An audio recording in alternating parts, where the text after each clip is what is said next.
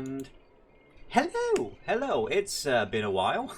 It's been a lot longer than planned, but hello everybody. Welcome back to Tomb of the Abomination, bastardized homebrew version of Tomb of Annihilation. I am your dungeon master, Defiler. And new location, yeah, it's been so long we actually moved. This is the new studio, the new setup here in the grim north. Hey, there is a hand. Hello. And yeah, when last we left off, it's been a while. The players found themselves embroiled in a dinosaur race.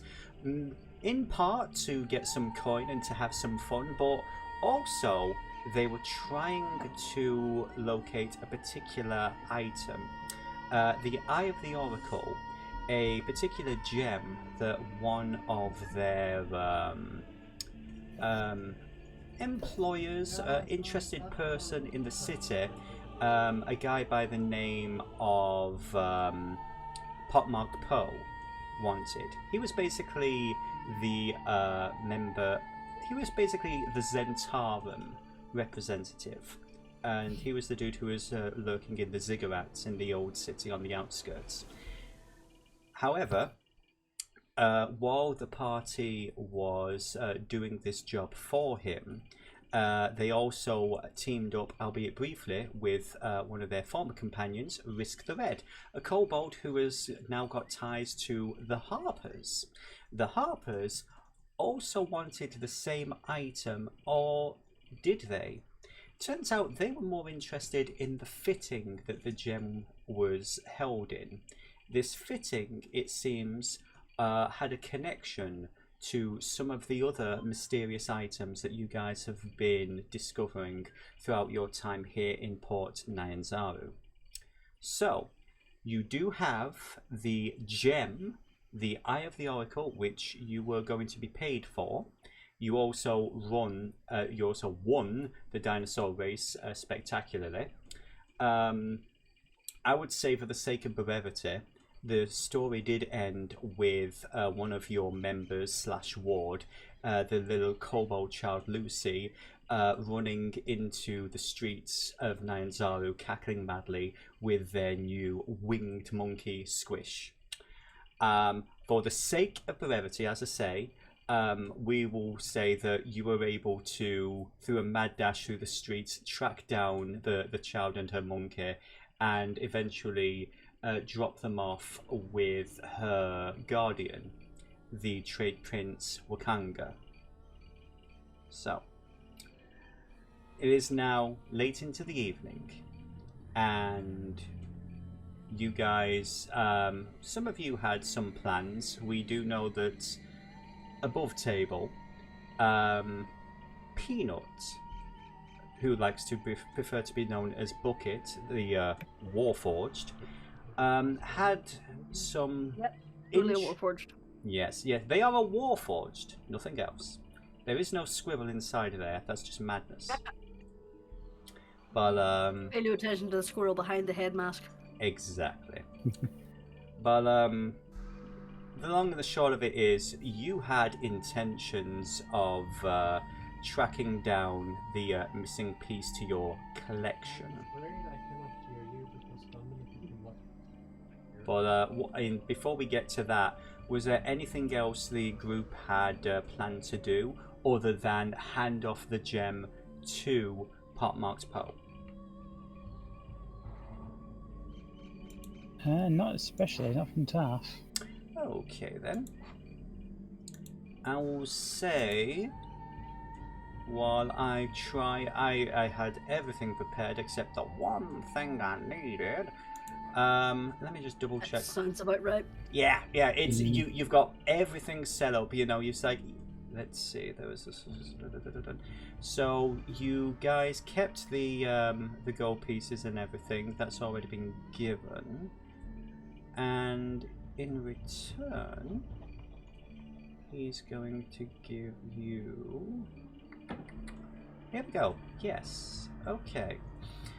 So you return to the ziggurat where Poe dwells. Let's see. There we go. So. Why does it feel like we're missing players? Lucy is no longer. Aja is no longer playing. I apologize. I thought I'd mentioned that. My bad. Basically, she has office work to do and everything. So, Lucy, the kobold, is lurking in the city doing her own thing. But yeah, I know, but I feel like there's somebody else who's also with us. But there was Kuba playing a Risk. He did not. He's got his own things going on at the moment. okay. So it is currently youthful. Oh, that's Yeah. surprising. Yeah. Good. Let's see. Spin the plates. Spin the plates. That's especially surprising, especially after what we talked about. I know. Yeah. Like I'm just like, oh, wow, interesting. This is different. This feels awkward. Yeah. It's D&D. It's always going to be awkward. But let's see. Been a while. Been a while. It's been a while. Okay, so you guys, you head over to the ziggurat. Poe greets you. You all come in. You hand off the gem, and as promised, you guys receive an extra 30 gold pieces, including each one greater potion of healing. I trust that will be satisfactory to you all, my friends. It's a dangerous world out there. I wouldn't want you to expire prematurely. I completely forgot his voice, by the way. Did you say 1 gold and what? It was, I believe, the group as a total, you gained an extra 30 gold pieces to be divided between the 4 of you, and a greater potion of healing each. So each one of you gets a greater potion.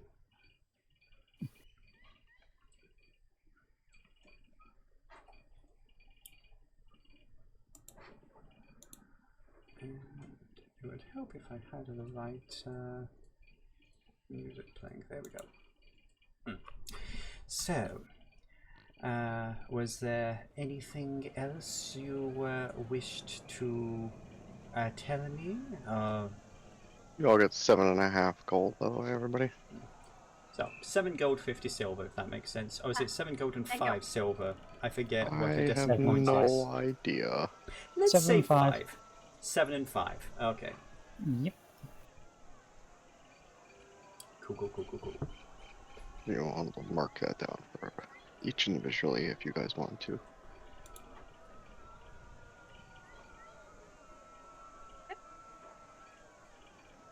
Right. So, were there any things you needed to do here? Any questions you had before you basically enjoy the rest of the night?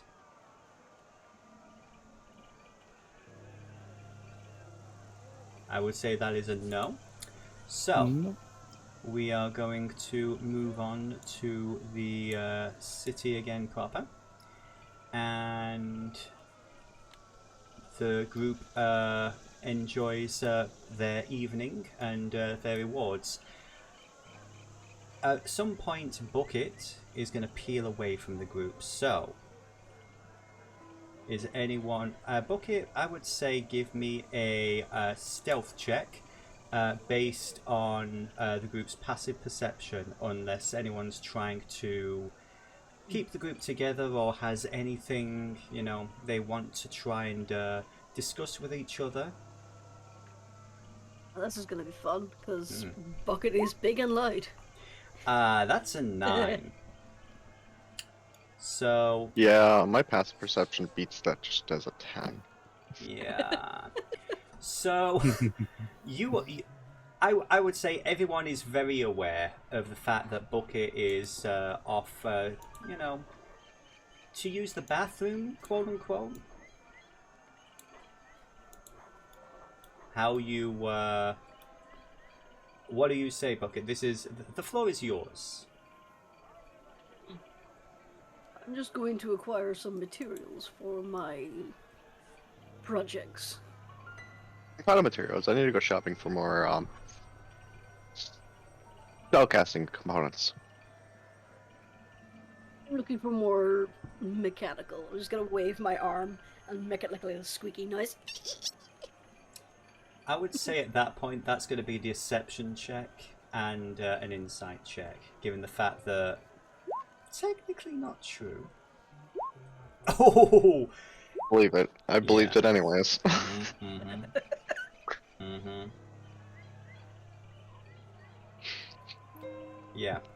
Yeah. 20 is going to be a tricky one to beat there. So, at the moment, you believe him. Continue to enjoy yourselves. I will be back later this evening. Okay. So, is there anything Pink and Bold and Tarth would be doing before we go to the TPK of 1? Not really. Tarth are just going to be sat quietly. I can't think of anything unless Icy has anything. I guess we could perform for money. Okay, if that's what you guys would like to do. Yeah, again, the... That's what we just do in our meantime, just a street performance for money or something. Yeah, that's doable. I would say the...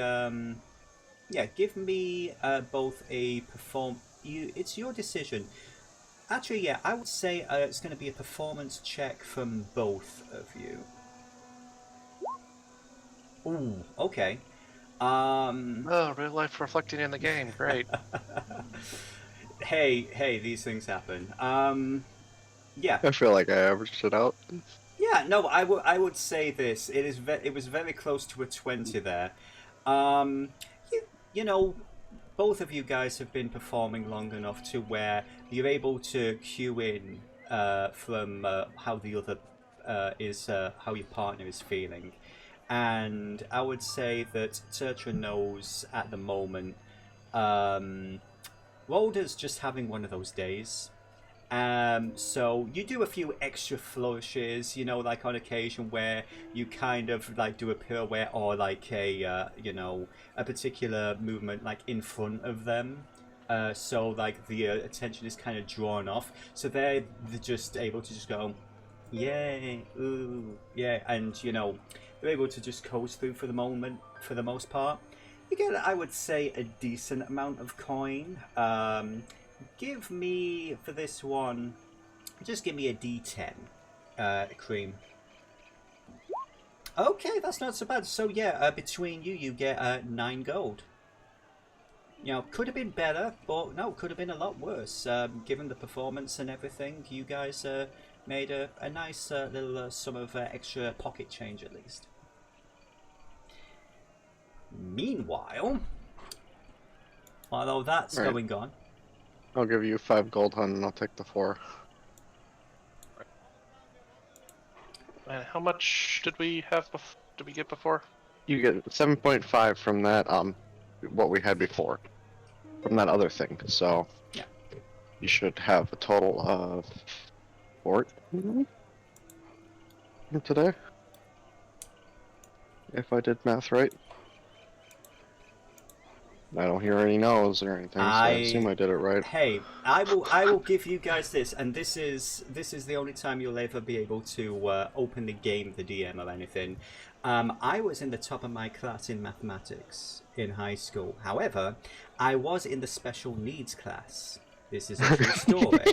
So, yeah. So. Felt like me. I ain't gonna. That's not encouraging you to, you know, cheat and lie or anything with the fake fictional numbers, but, you know, just, it's all good. I ain't gonna throw shade over people not knowing mathematics or anything. As my group always makes a joke, I don't know math. I know New Zealand math because we play Path of Exile, and Path of Exile's math at times is just like, what? You more increased, less? What recently? Like, See, this is what they get for changing math. They not even changed necessarily math. math at times. It's just It was a Again- joke that they've changed the way they teach math in American school systems with something called Common Core, Or which is absolute absurdity. It's It- supposed to teach the mechanics of how you work things out in your head, Okay. but they've just made it overly complicated. yep. basically, I describe it like this: instead of just counting, 1, 2, 3, you gotta feel the numbers. Oh no. Say, for example, you want to take 7 away from 15. What Okay. most people do is they kind of split that, where they go, okay, 5 down to the 10, then I've got 2 left, then that's down to 8. A lot of people do that in their head. Mm-hmm. They try to teach that mechanically, but they use like orphan numbers and parent numbers. So there's this massively complicated formula of doing this simple process. Yeah, well, they turn it into a fraction and attempt to like pull that bullshit. And, yeah, it's really bad. It was essentially something that was made up by the American Education Department to try and teach the theory of mathematics. Hmm. But all it did was cause utter confusion. I can relate. Okay. Oof. So anyway, Anyway. that was our math portion of the show. Also, I finally have the webcam fixed, so we now have the actual map on the stream. So, whoops, sorry about that. One monitor, many plates. Fucking goes Wookies. So Hi guys. our dear friend. I would say this before you go walking away too much, Bucket. This is the information that you do know. Ren and Narissa are currently staying in this tavern on the top floor. So basically up the stairs from where you've just been. So, if you want, you could maybe try going around the building. Does Bucket have a room here? Bucket actually does have a room here, yes. Where is Bucket's room in relation to theirs? Let me just double Same check. floor, lower floor? The way this map was set up and everything, there aren't really any rooms on the bottom floor. All the rooms are on the top floor. Basically, the people who came in on the boat, on the Brazen Pegasus before it went sploosh, you were all given like communal rooms. So I would say, unless anyone wants to, between you and Tarth, I would say both you and Tarth are kind of sleeping together at the moment. Although Tarth came in later. So I would say this. Your room is currently... Let me just copy and paste your token real fast. I would say that your room is currently... Let me just bring you over here.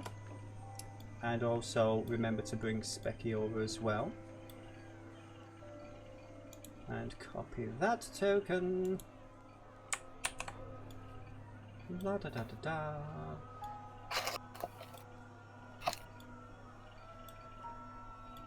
This is the floor their rooms are on, right? Yes, this is the upper floor. Okay. Yeah, and I would say as Bucket's heading up, as you look to the side here, you would notice, Narissa having a conversation with someone just out of sight. Two things. Well, you did give a very poor stealth check earlier. I would say, I'll be kind, give me another stealth check. And then a perception check.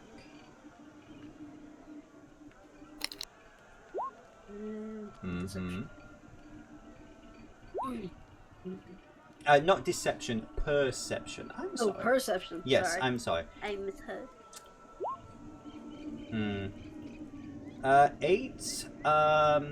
It's pretty noisy. Yeah, and not just because there's a train going past the apartment.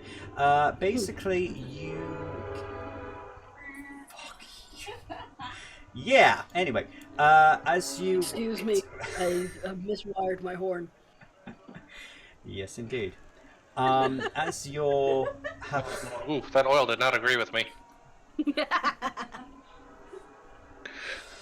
Oh, I missed this. I missed this so much. Yeah.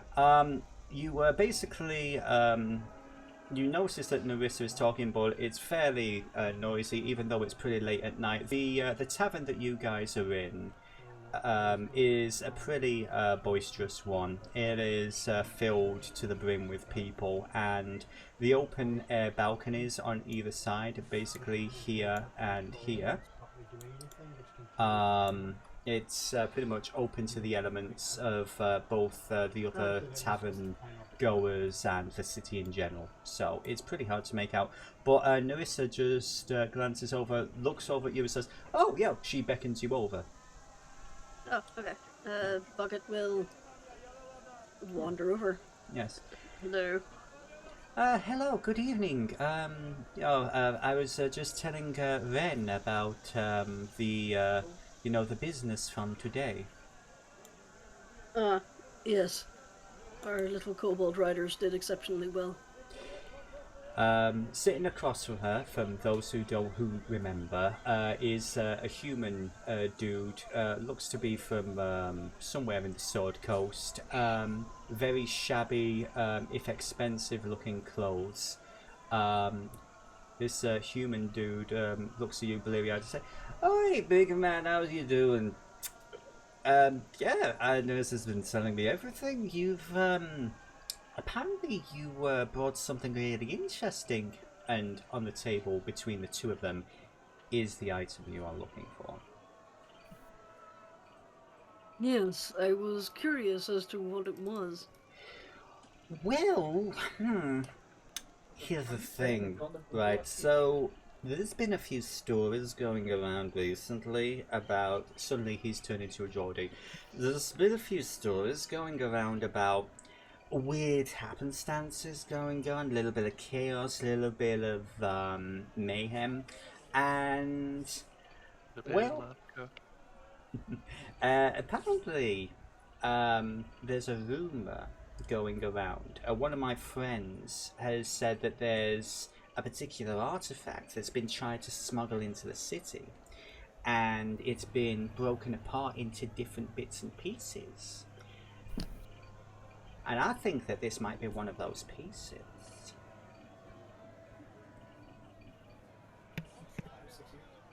So, I'm Mike. just playing a game, so I'm gonna do silly voices, so don't judge me. No, judge. Judge us harshly. No! But, okay, so Buggercheck, yes, use... I can't remember her name. Narissa, was it? This one is Narissa, this one is Soge. Narissa explained this. The championship circle. Oh, Yeah. wait, was Bucket wasn't at the championship circle? Peanut was? I don't think he got into his suit at that time. I think he got into it after that. Okay, so full disclosure, it's been 3 months, so I'm gonna wait. Let's just say that No, I did. I went and got into Bucket because Bucket was going to help Lucy claim her prize. Yeah. So yeah. You're aware of it. Again, I don't think she's aware of the squirrel. She's aware of Bucket. Nope. She is not aware of a squirrel. No one's aware of a squirrel. What squirrel? But yeah. Kind of my plan for that. Indeed. So, yeah, they basically explain that, Risk says you're alright, so this is basically what's going on. I'm trying to, make some ties with a local, they're not really harpers, they're more their own thing. They're called the Yatebka. They're kind of like a secret society. They work with within the city.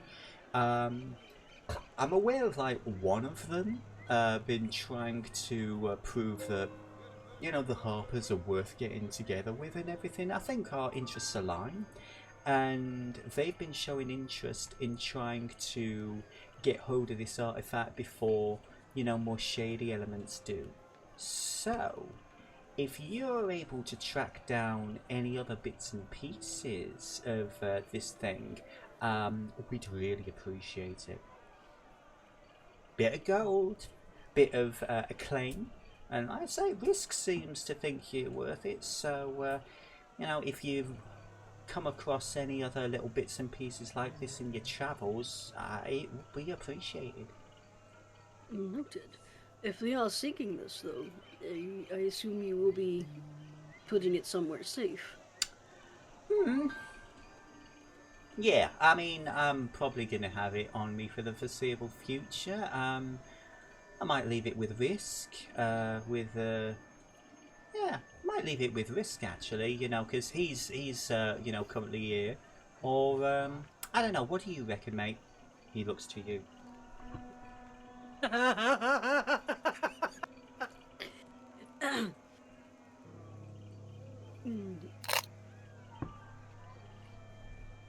You are a known element to these other parties seeking this, so they will probably expect you to be holding it.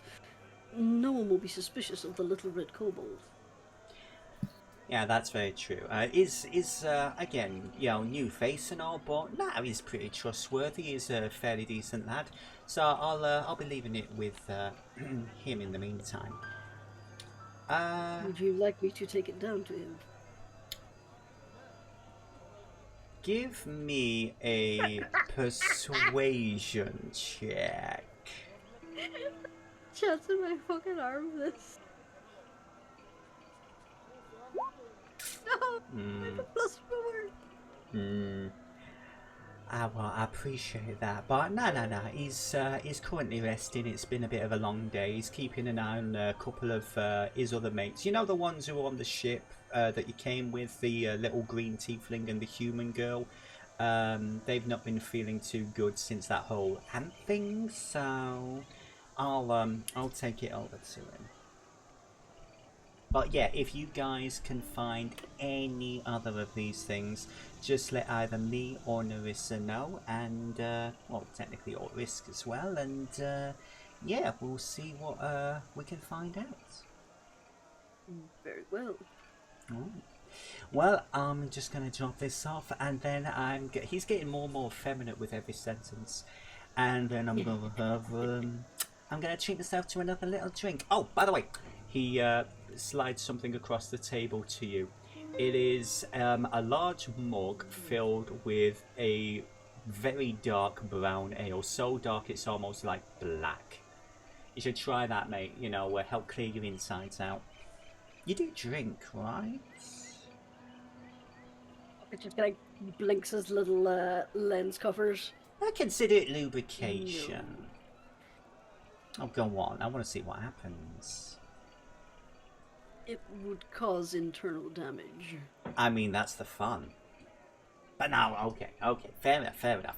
Unless you want to pay for replacement parts and lubrication. It is ill-advised.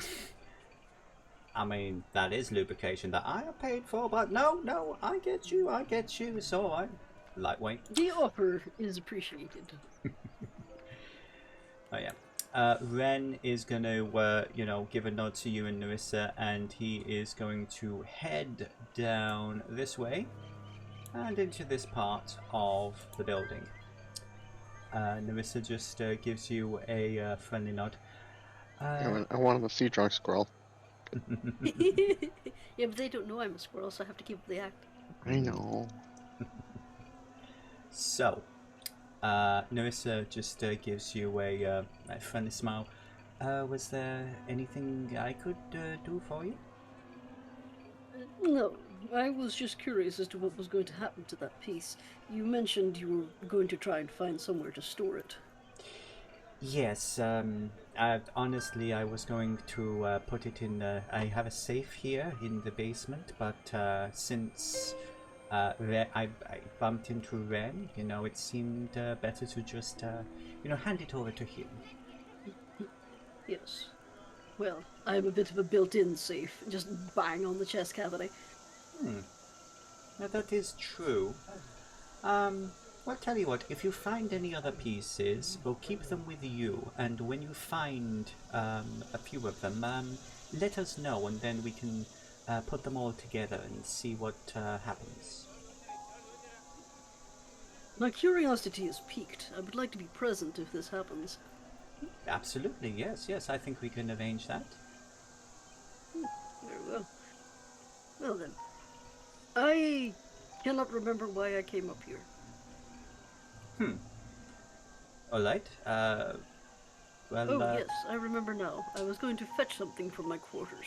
It was a delight speaking to you. Have a good evening. And you, take care. Which one is my bedroom? Okay, so, out of the floor plan here, I would say that your room is going to be, basically, it's through these doors and over here. So let me just, it's been so long since I've used Roll20. So the dynamic lighting, let's just I'm not actually getting anything. I'm just Yeah. basically going there, standing in there for like 15 minutes or so, and then leaving to make it look like I was Okay. actually going to get something. That is valid. That is valid. So, I will say this: you will be, you know that Risk's bedroom is pretty much across the hall. It's on the same floor from where you are. So, what is your intention? Wrist room was here, yeah? Yeah, I would say no. Risk's room is this one. And have I seen him leave, or is he in there then? Can I ascertain? Let me just again. Let me just really move Ren, because of course Roll20 is being a laggy biash. You can give me a perception check. Well, here's the thing. I ask you this right now. You went into your room for 15 minutes. Who came out? Bucket or the squirrel? Well, see, that's what I was thinking. If I head in, if I knew he's still in there, I was thinking I could, quote unquote, leave Bucket in the bedroom and then squirrel my way around the outside of the building and peek in the window. I think that's reasonable. So let me just get your squirrel token, because there you are. So, this is my room. Okay. Did I just hear Maggie call for a squirrel? So just basically open the window and then squirrel climb. Okay. around the outside of the Give me an acrobatics with advantage using your squirrel stats. Stats! Squirrel stats. Na na na na na. I have a 13 in dexterity for squirrel. Can somebody Plus move the potato so I can watch on stream? What's going on? 18. Oh, I'm sorry. Yes. Where is the potato? I moved it into the room over here. 'Cause I was trying to figure Yes. out where to bring it. I got you.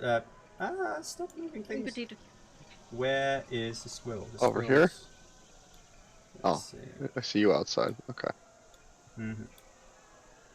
That's a total of 18. Potato. Yeah, that is more than enough needed to Mission Impossible your way around the outside. There's no window. I know, because it's a terribly made map. So give me a minute, and I will just put you here. Okay. Okay, so I'm assuming there's peering in the window. Yeah. See, this is what happens when you give me a curse that compels me to possess these items.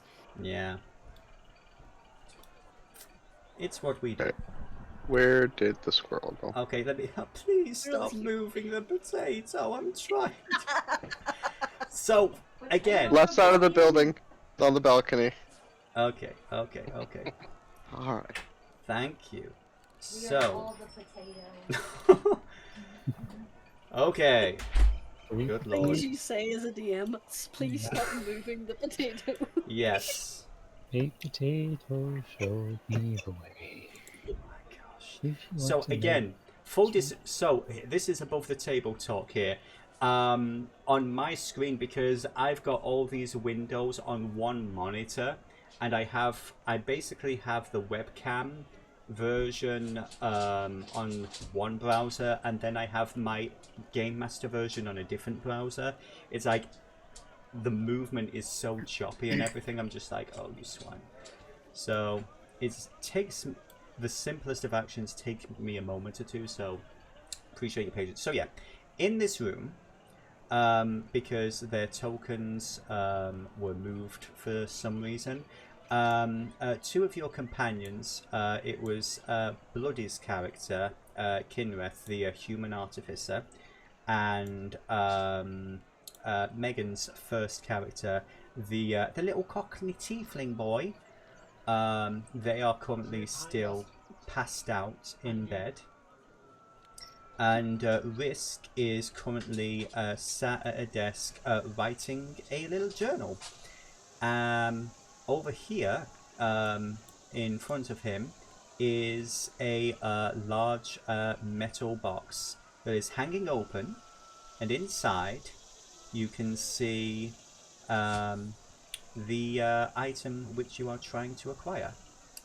So, after a moment or two, Risk finishes writing, looks over at his two sleeping friends, and sort of like just sort of settles down into his his chair and starts reading a book for a little while. Give me a stealth check with advantage as Peanut. Yeah. So it's gonna be dexterity again. Mm-hmm. With advantage. +1. Not 20. Holy shit, that's a 36. Okay. No, that was a 21. plus. It's, I see. 21. 21. That's fine, that's fine. Yeah. At this point in time, you are completely undetected in this room. So, You say the box was here? yes, the box is here, and Risk is currently reading a. Basically, it looks like they're reading through their journal and they're looking in this direction. So, what are you going to do? Oh, Jesus.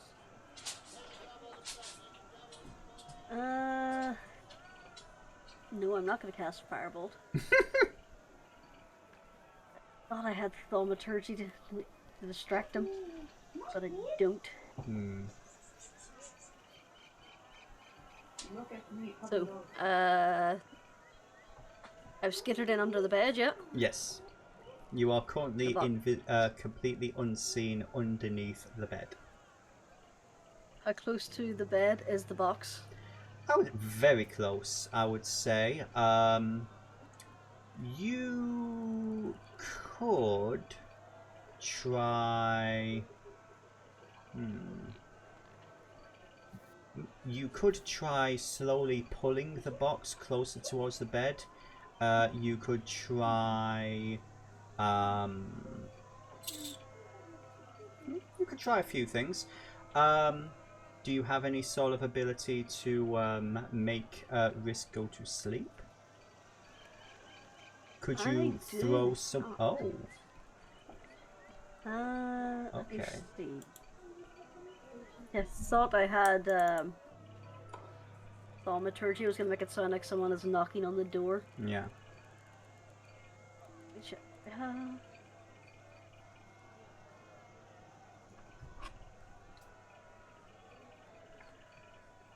I have to touch it to do that, damn it.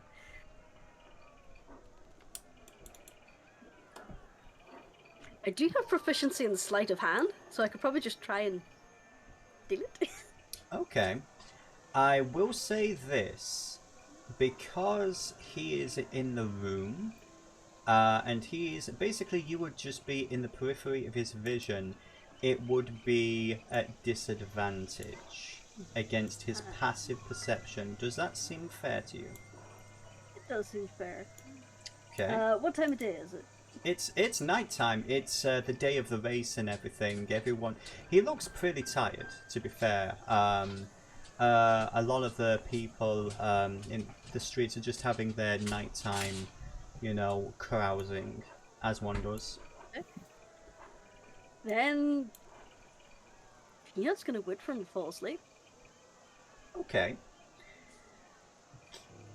Okay. Is there any... Hang on, is there any locking mechanism on the box?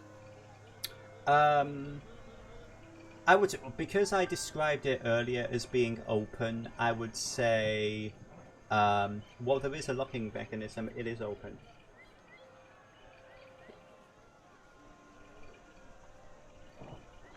So yeah, the box is, technically it's open. There is nothing stopping you from just scurrying in and grabbing it, except for the fact that he is currently awake, flipping through his journal and staring in a, you know, basically about a 45-degree angle away from where you need to be. Bear with me a moment, sorry. I have been given a drink from a beautiful woman. Thank you! No. It's fine, it's fine. Take the risk. I would say this is the option that you have. You can either try and grab it now, or you can wait for him to go to bed and then grab it, but he might lock the box when he goes to bed.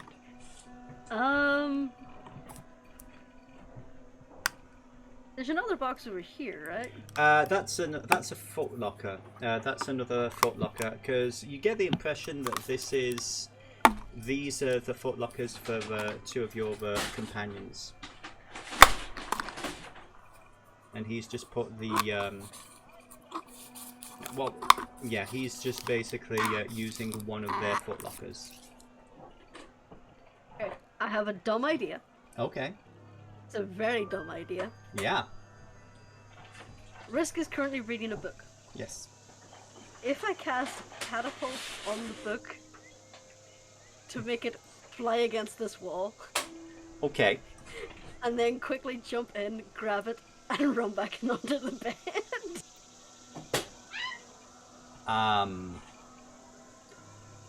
You can certainly try. That'd be hilarious.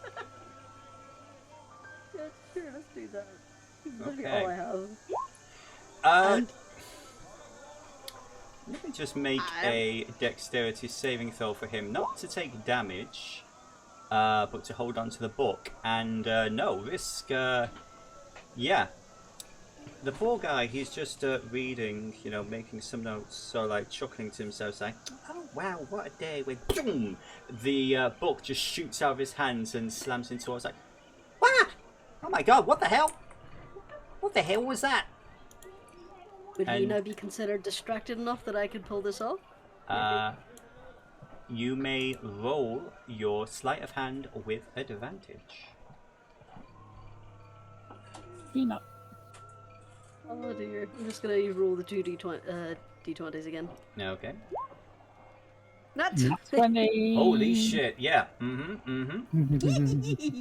Yes. The little sort of like weird iron pewter fastening that you were handed over earlier is now yours once again.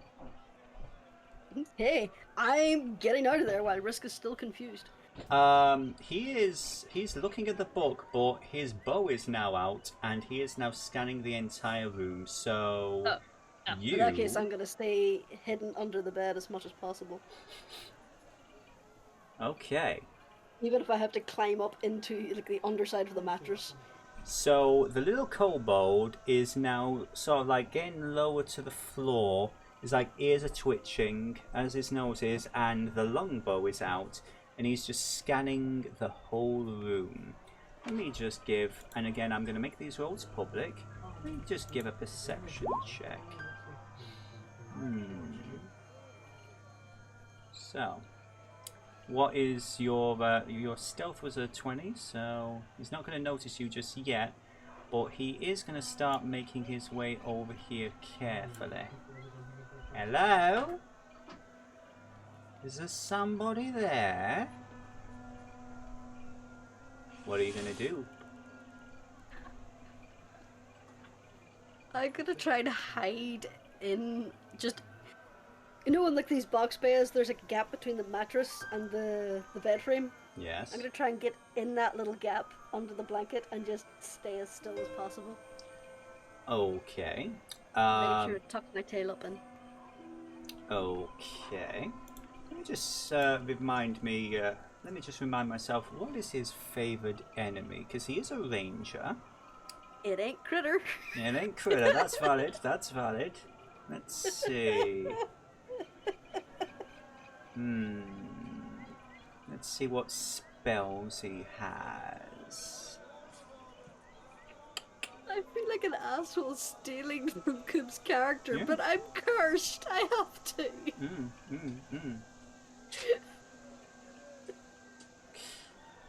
Okay. What is your plan? As he's wandering around and he's trying to sniff you, because you are a squirrel, you are a living thing. What is your plan to get out of this situation? You used a spell to get him distracted the first time. What are you going to do now? Because if you do nothing, you will be discovered. So you tell me what you are planning to do to avoid being discovered, so you can get out of here. I'm gonna try and make us like sneak up the bed and try and get out the window. I will say Probably this: gonna he is spot I would say this: he is currently on alert, and his eyes are darting all over the room. So, what are you going to do to distract him and draw his focus, so you can do that? I got nothing else. That was my last spell. That was I your need last a- spell slot. I would say this: you have had a short rest. Does that help at all? I don't think that gives me back my spell slots for an artificer. Actually, I mean, technically, it's been a while. You've all been chatting and everything. If not us, you've definitely had a short rest from the race. Ooh, what I could do is I could make myself smell of something else using one of my artificer abilities. Okay. What? So I Oh, could technically make myself smell like the blankets. that's smart. And then just basically hide until he relaxes or leaves. Okay. Okay. Okay. Okay. I'll accept this. Give me one final stealth check, and it's going to be a straight roll to see if he buys that before. Let's see.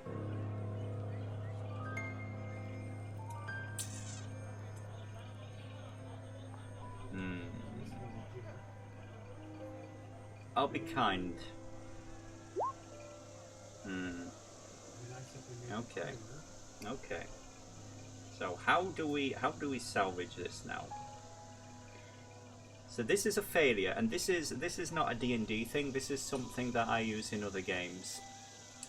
How would you like to make a devil's bargain that you succeed, but at a great cost to your character later on down the line, where I choose for you to automatically fail a role you succeeded in later on? Oh, that's harsh. Oh, Yeah. wait. I do have an inspiration point. Ah, then please re-roll your stealth check. Well, I'll be good. 14. 14, okay, yeah. +1 as a squirrel.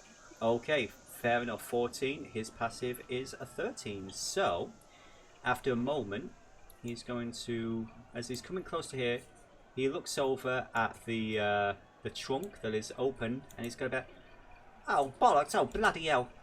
Ren! And he is out the door. And I am out the window, back around the building and into Bucket, and I am stashing this thing in the bag of holding. Okay. So, you now have the item in question. I just have to roll something. Yes. I'm going to whisper this to Dennis because Dennis knows what's going on. Yes. Okay. Oh, Are you what? doodling on Bucket? Does Bucket now have a mustache and monocle charcoal? Wait, what's this? Taff, at some point during that whole thing, went back to the room. Okay, yes. So he's basically... Well, I sent you a roll, so does Yes. Bucket see him? What is Peanut's passive perception? The squirrel? Yes, the squirrel. Well, it's wisdom, so it'll probably be the same as Bucket itself, so it's 11. Hmm. Oh, no, wait, that's inside. Passive perception is 13. So I would say it usually meets it, beats it, but in regards to, I would say it's funny, so I'm going to allow it. Oh, God. There's the devil's bargain made.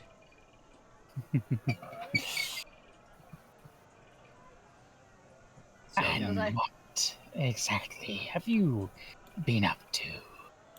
I was stretching my legs.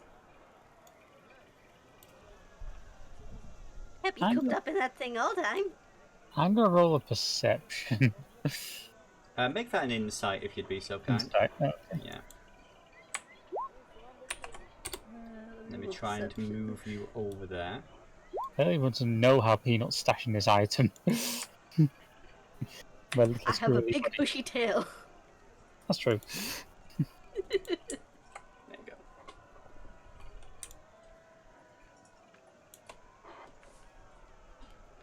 So yeah, honestly, there's no way you can really hide this Peanut.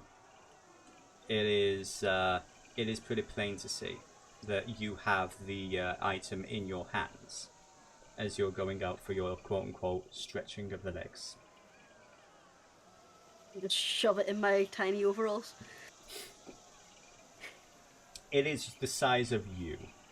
Well, just getting the components I needed. I'm just gonna hop down and just get into the suit. Hope Tarth believes that. Well, that's why I was rolling perception to see if you actually did spot the item.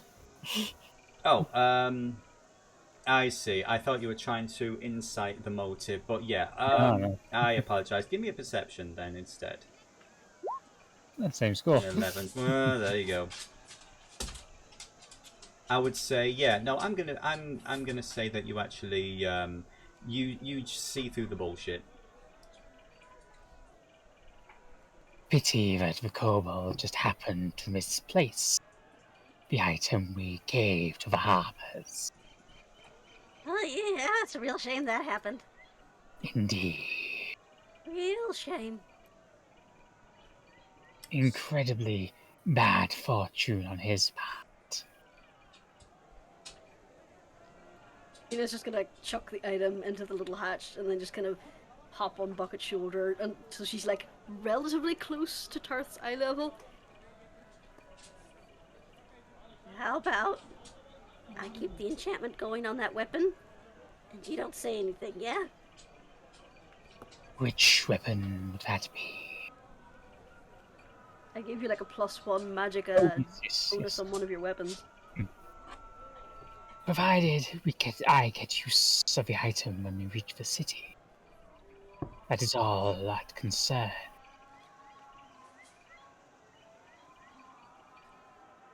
Yeah, I'm gonna do something for Peanut real quick.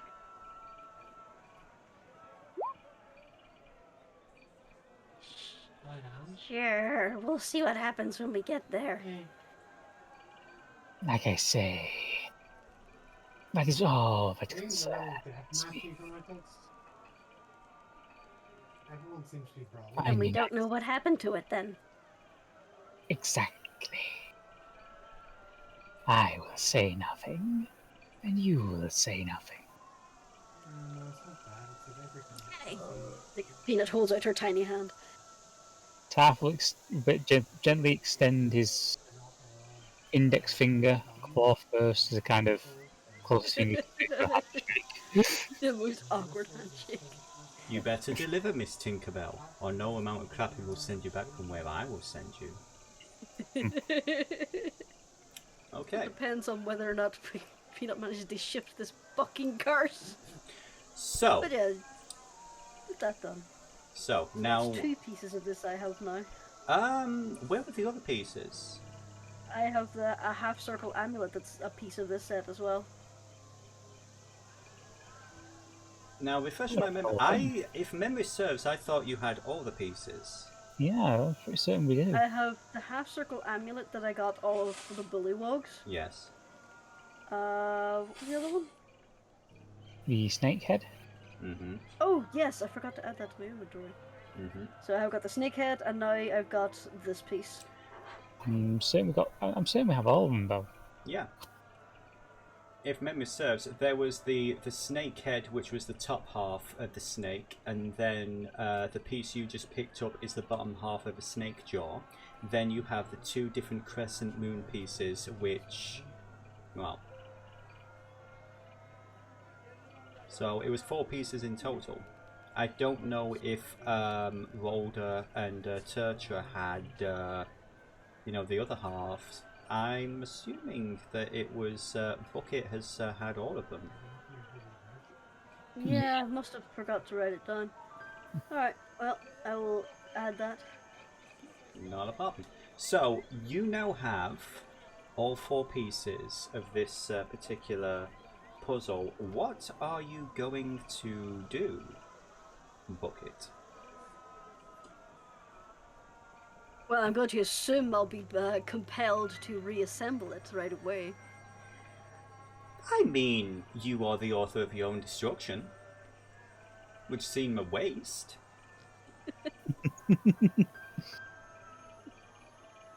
Then Peanut will do that. I don't want to take up too much time because I know that Cream and Icy want to do things. Yeah.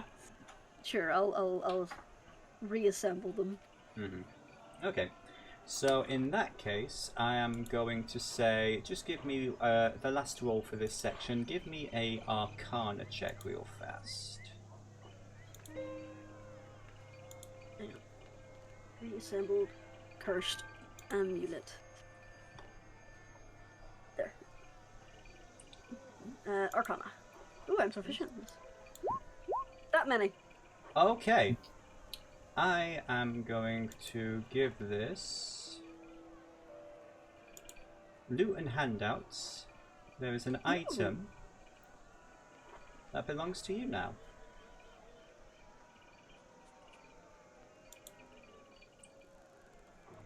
So, Interesting. yes. Oh. I'm going to assume there's extra bits to that that are hidden away until I attune to this. You can assume whatever you wish. So, the evening passes. You have yourself a new toy. Now that you know what this item is, what are your intentions?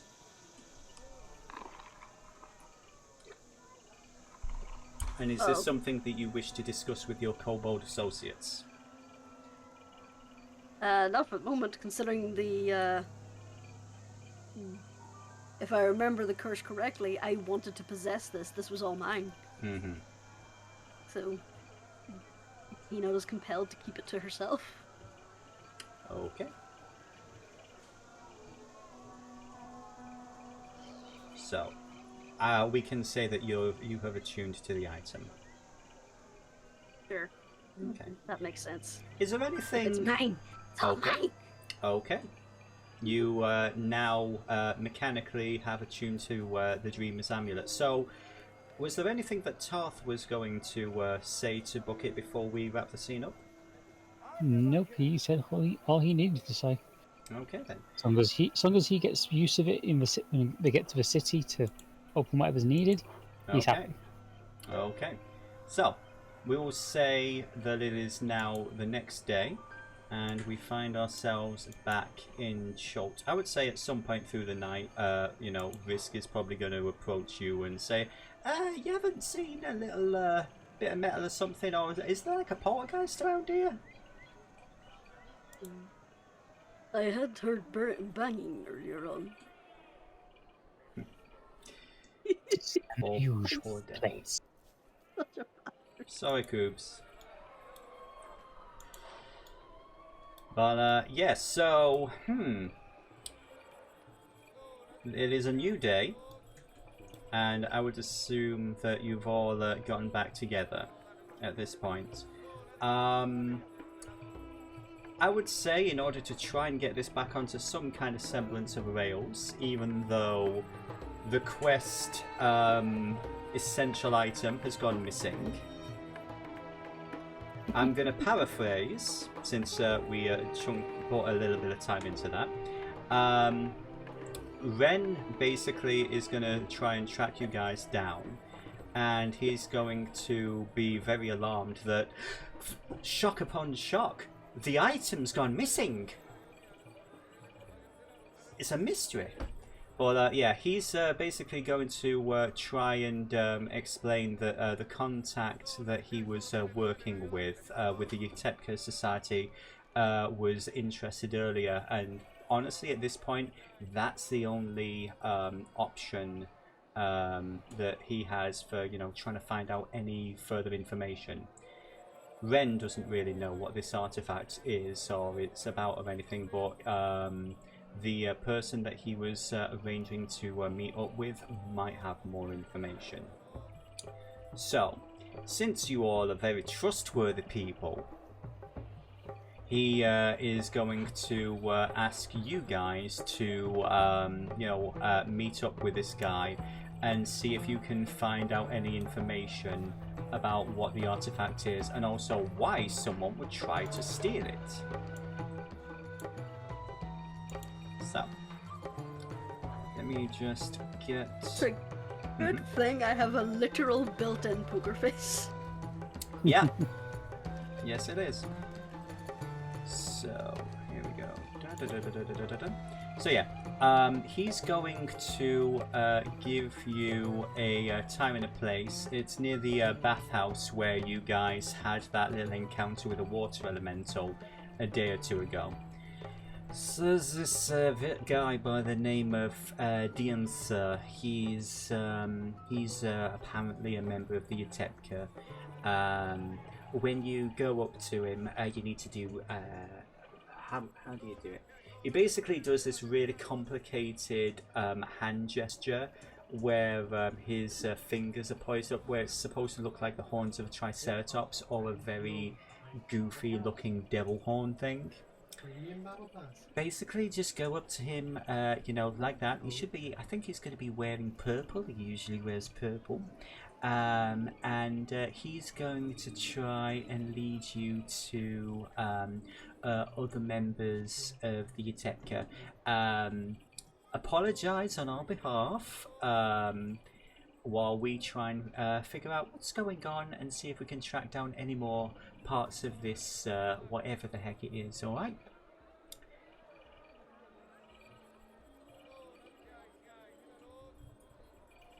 Okay. So, so if you bear with the Dungeon Master one moment, I just need a quick bio break. And then I can get you situated with the main meat. You gotta poop. No, I do not gotta poop, thank you very much. Now, tell you or not, according to my client's stomach a private property, therefore if it gets damaged, we sue. What? Anyway, we will be right. I'm quoting the young ones.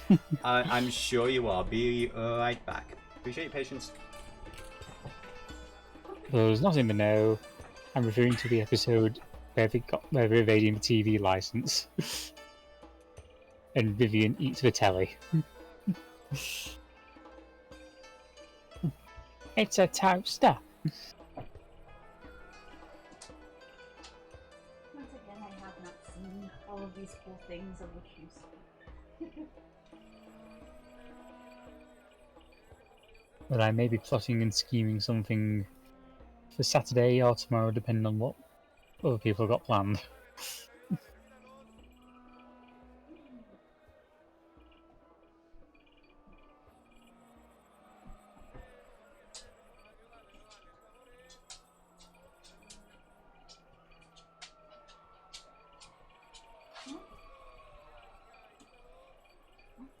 So now, for a fact, I'm off at 3, so I should be home well before that, well in time.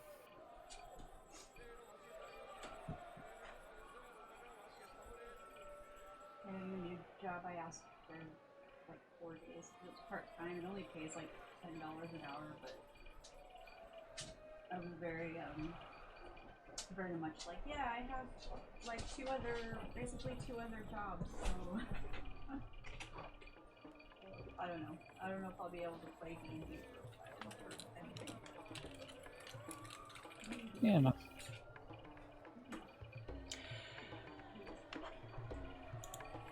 Okay. Let's come back. Yes, so above table, can I just say, there is no option for what happens if you just take the artifacts from them. They did not consider that at all. And so I'm just like, so how do we proceed from it? Yeah, screw it, we just carry on. They're just like, yeah, I guess, we'll just carry on with the plot line regardless, so. But yes. So. You find yourselves outside the...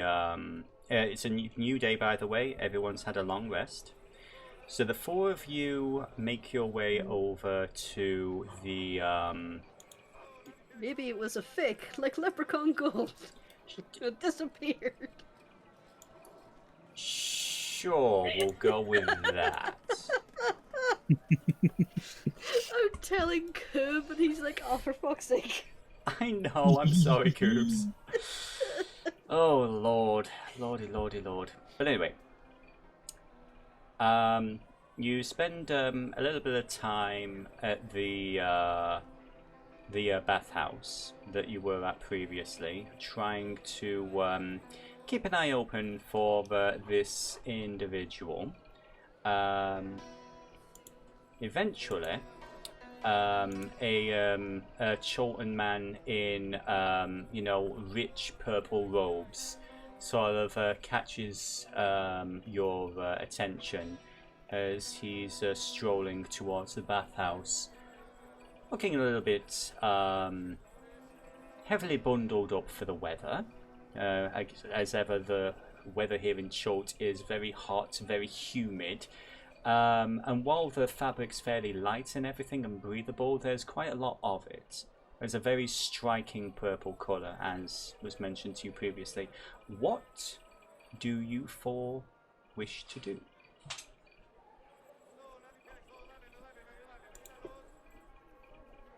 And I'd say Taff is keeping an eye on the area. Okay. Checking to see if there's any other elements about. Give me a perception check, if you would be so kind. What are the 2 kobolds doing? Either of you guys are heading straight over to them?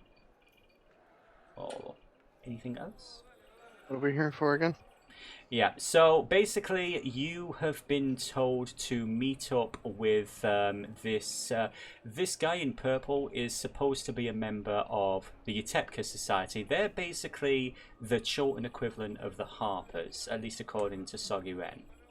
And they are the ones who are putting out feelers in regards to this amulet, or the mysterious artifacts. So, because the artifact piece that Ren had has gone mysteriously missing, they seem to be the best port of call, to get more information on it.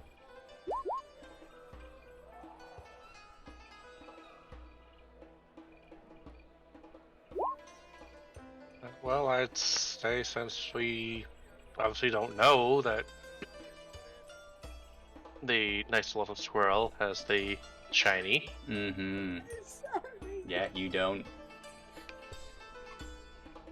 Well,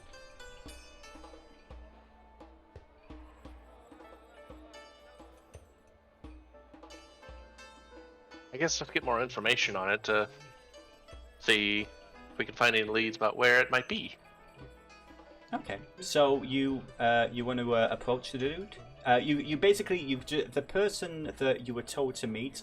You've clocked someone that you think might be them, hanging around the general area where you were told to meet. Tarth is currently keeping watch to see if there's anything around. However, with a 4, you see shit. So, was there anything else you guys wanted to do, or did you just want to be direct and approach the person? We'll just be direct. Do we know the person who we're looking for? Yes, this person's an individual by the name of Diasamir. And when Ren was describing him, he also made mention of when you approach him that you need to do this little hand gesture like a triceratops. The reason being, Yutepka is Chilton for triceratops.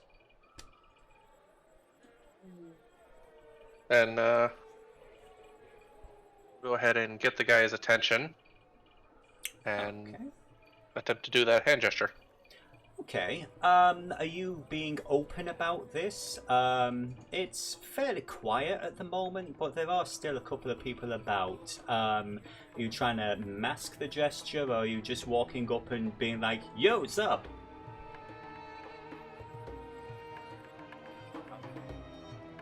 No, we're being more subtle, kind of Okay. tapping the guy, well, on the hip. Okay. Just give me a basic sleight of hand, if you'd be so kind. 17. Okay, very nicely done. So, you basically draw their attention. They look at your motley group, slightly raised eyebrow, like a bit trying to get the measure of you. Then you do the gesture, and he glances at it for a moment before, a little bit of confusion. But and he mimics the gesture before nodding and suggesting you all get off the main road. You are the ones that Ren sent, yes? Yes. Good. I am DM Seer. I am with Yutepka, yes. Do you know anything in regards to the artifact? Well, that's why we're here. Well, what is it that you know exactly? Ren mentioned something about... He wanted to learn more about the pieces. He said when he had more information, he would send someone. I suspected it's Yuan Ti in origin. Why would you say 1T? Does anyone have a bit of paper and a bit of charcoal? I'd say yes. That should be fine.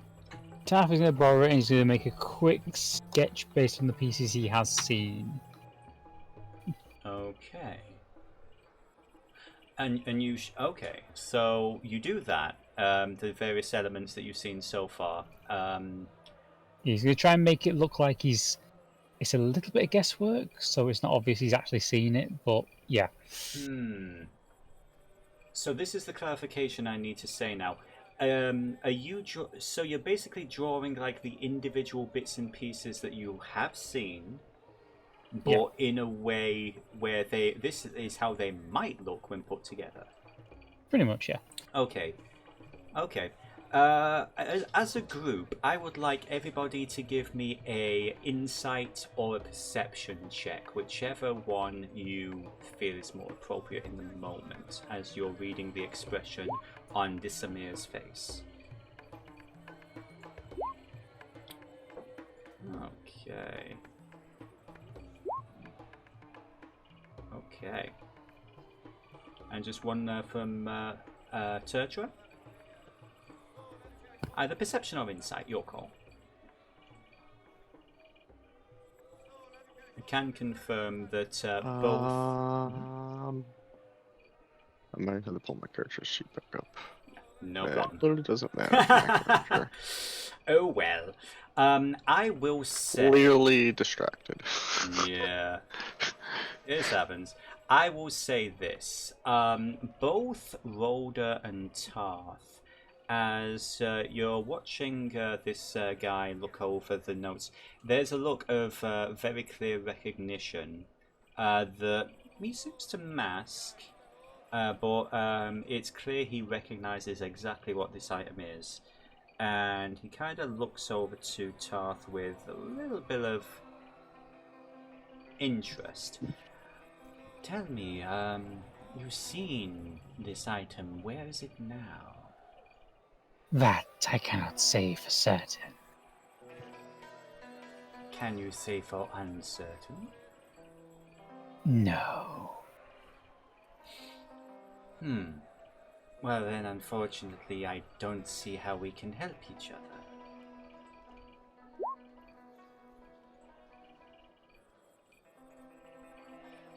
I am the person who is requesting information about this artifact, and he taps the paper.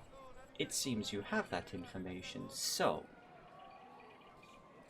what price are we talking? Seems that you are, in fact, aware of what this item is. I might be. I have not. It seems very hard, that whole winning a match. Please continue. I would say at this point, I won't say visible cogwheels in Taft's head, but No, that would you be more are... bucket. No, I would say that, yeah, the others know Taft enough by this point to know he's considering certain actions.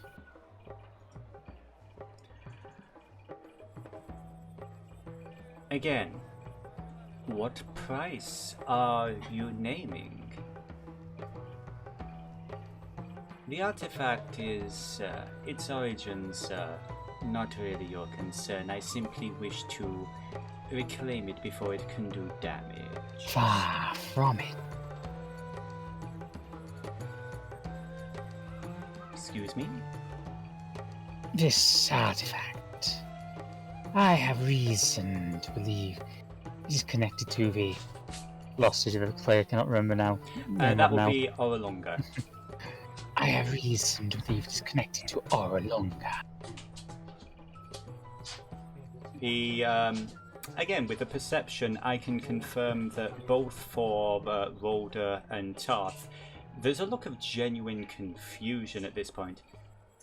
Why would you mention Oralunga in regards to this? No. This is... well, no. Oralunga has ancient history. This is... Let us discuss this in a more cordial and private environment. The walls have ears. Follow me, my friends.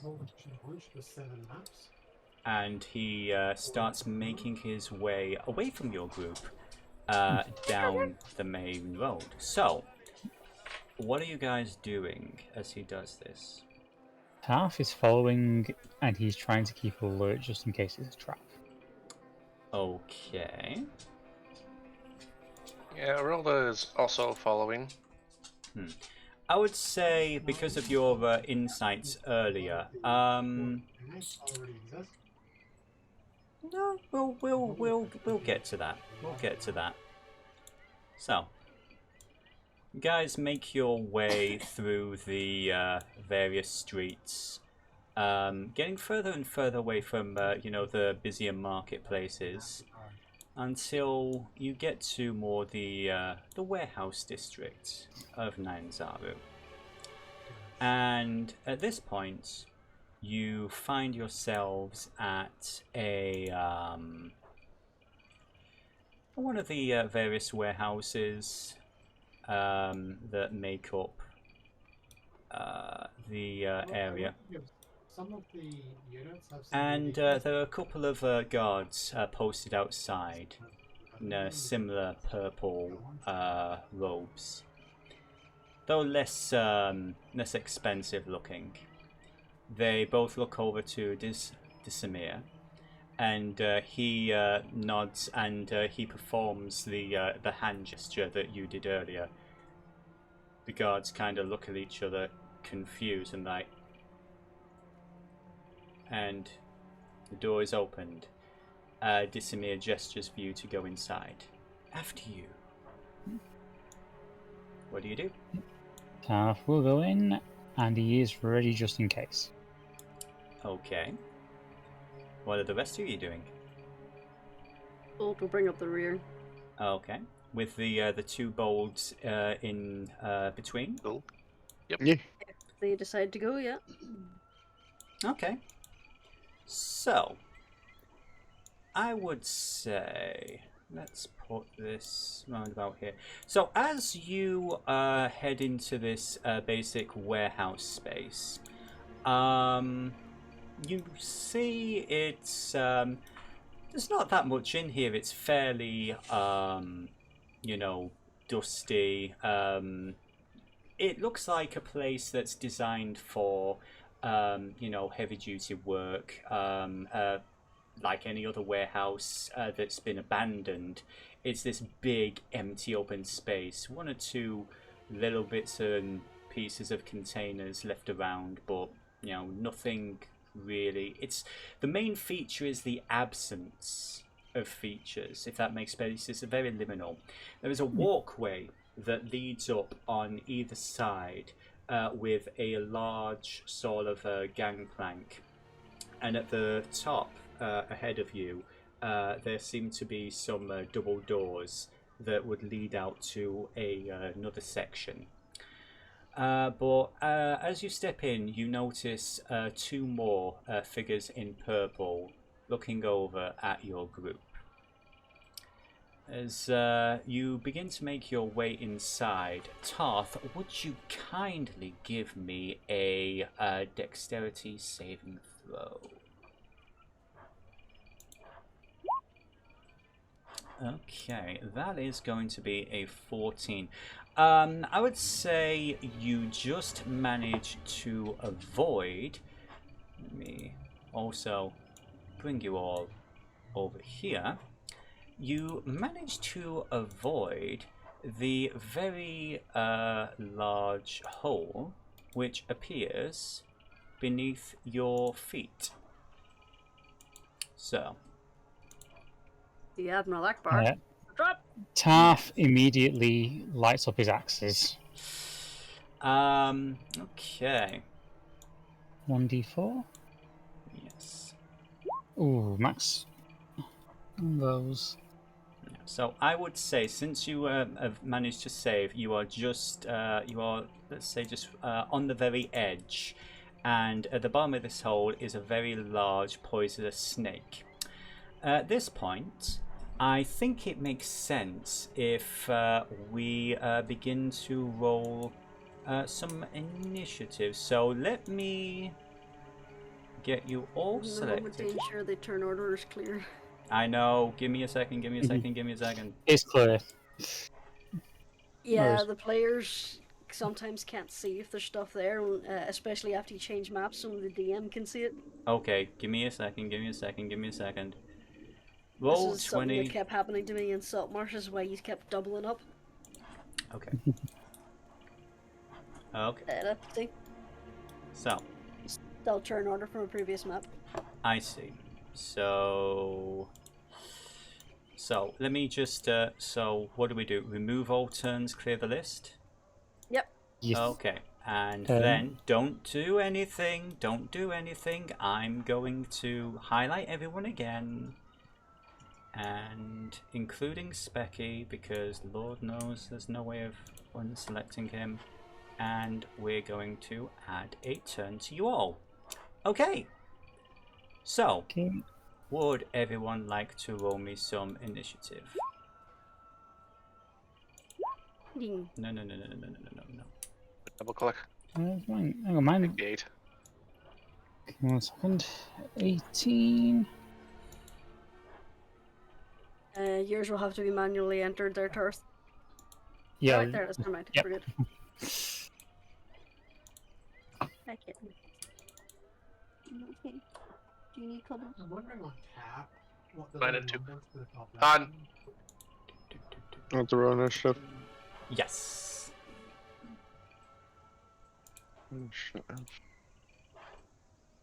That one. Okay. I just want to clarify something I just heard there. I said to the cat, "Do you need cuddles?" And then did Icy go, "I do too, hun"? Aw. Did I hear that correctly? If so, that's adorable.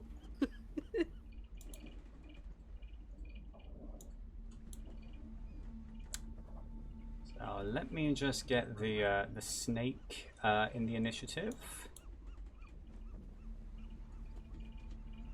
Roll 20. Now is the perfect time for you to crap out. Yeah, it likes to do that. I just realised I didn't have Sirenscape playing. Oh. Yeah. I should probably turn it on. Boop. Okay. So, let's see. Did this guy not get his? I'm gonna have all the zealots. Well, that was all of the gentlemen in purple. They are gonna have their turns at the same time. And let's see. Yeah.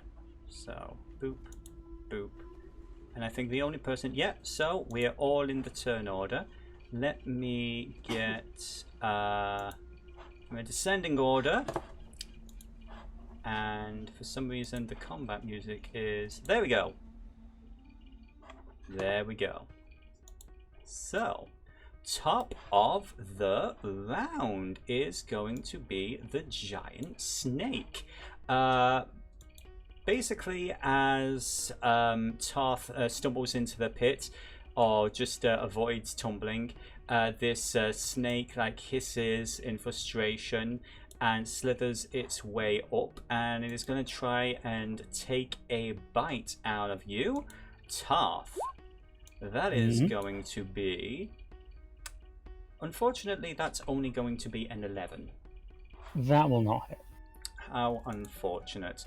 Fortunately enough, these fine gentlemen on either side are going to start opening up.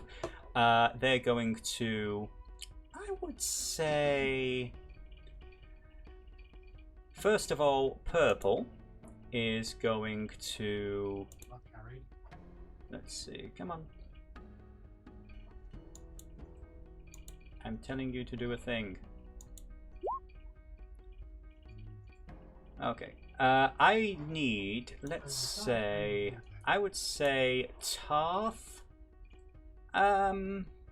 Yeah, I would say purple is going to take a shot at Tarth, yellow is going to take a shot at Bucket. Would both of you please give me a dexterity saving throw? The DC is 12. You both save, okay. Both of them basically blast at you with cantrips. You're not too sure what type they are, but they both fortunately miss you. Next up is going to be Tarth. What would you like to do, good sir? Well, first he's got to deal with this slippery boy in front of him. So it's a case of a swing. God damn it.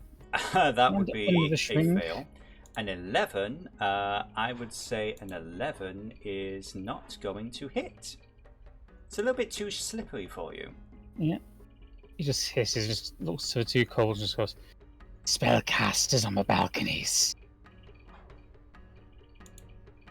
Next up, Bucket. What would you like to do?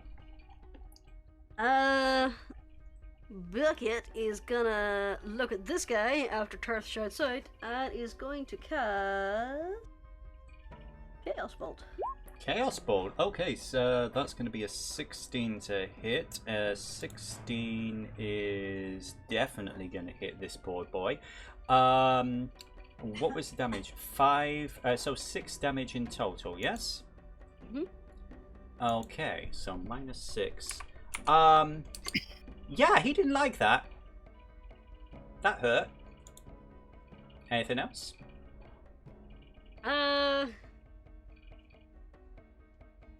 Wonder if there's any way I could place myself to try and protect the squishy kobolds. Yeah, I'll stay here to guard them from him. Okie dokie. Next up, Turtra, it is your turn with Rolder coming up next.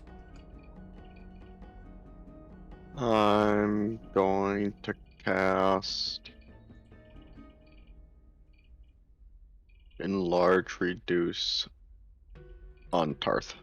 Okay, Tarth, him now big. Enlarged. Yes, Yeah. as always. Yes, him now big boy. Let's say boop. That symbol. Oh. Yeah. So that is going to be a concentration. So if you could do me a favor and put a concentration symbol on yourself for McQueen, that would be appreciated.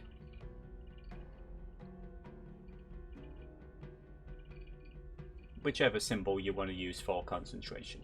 Whenever I figured out how to do that. Oh, allow me then. It's okay. So when you tap on, yeah, we usually have this little symbol for the concentration. But yeah, when you tap on your icon, on your player token, there's the little gear symbol, and then there's like the little round thing underneath that. When you hit that round thing, that's when a bunch of different symbols come up that you can have for different status effects. So that is the current symbol that we have for concentration. Is there anything you would like to do? Any movement and so on and so forth?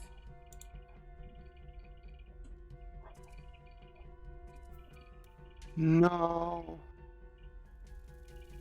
Okay. I think I'm just gonna stay where I am so I keep giving everybody pack tactics. Very good.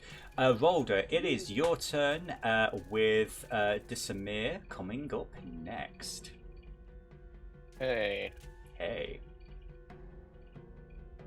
Okay. Making sure I'm unmuted. You are unmuted.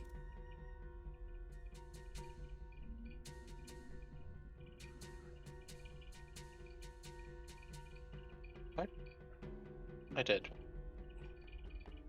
And I just closed the game. Give me a second. Not a problem. It is all good. It is all good. I will say this. Oh, I forgot there was one more thing I wanted to do, but whatever. I don't really need to do that yet. I'll save it. No, you're good. You're good. Again, it's been a while for all of us, and I forgot I am a bard, so bardic inspiration. you know what? As a Next bonus time. action, is it a bonus action? It is, I think, a bonus action. Look, That's why I forgot about it. I'm a kind and generous person. I'm a decent man who loves to give gifts to all his friends. So yes, I'll allow you to cast bardic inspiration. And I give bardic Why am I inspiration suddenly to reminded- Volda. So you have bardic inspiration from. I'm suddenly reminded of Dennis saying he gives gifts to all his friends. That comic of the rat giving a present. It's plague, isn't Yep. it? No. God damn it! No, my favourite version of that's the Garrick version of it. You bring up political assassinations, but I also bring gifts. What is it? Political Assassination. assassinations. So, just wait for Icy. Okay, so you're back in the game, my friend. Alright, so going to... I can see him, right? You can see everybody. The gangplank that they're both on and everything. It's there's no real coverage or anything. The supports are basically just freestanding, so there's no like solid structure for them to like duck down behind, really. Okay. Then... Fight a little fire with fire. Mhm. And this guy's going to get...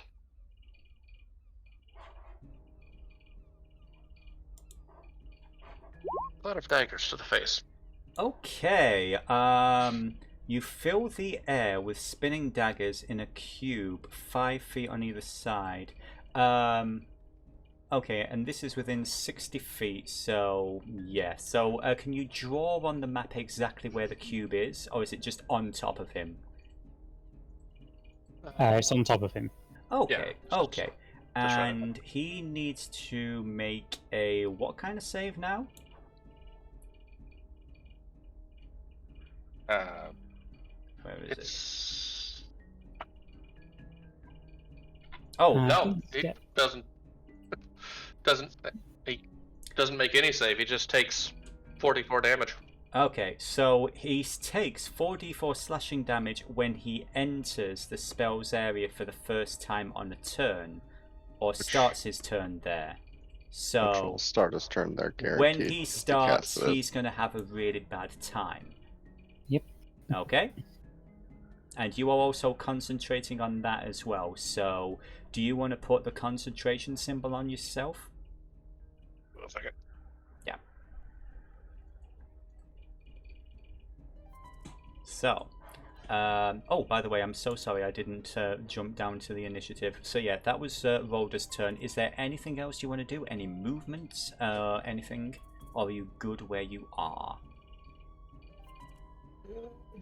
Where I am, I'm not sure if Pack Tactics stacks, but you know. It doesn't. It doesn't. It doesn't.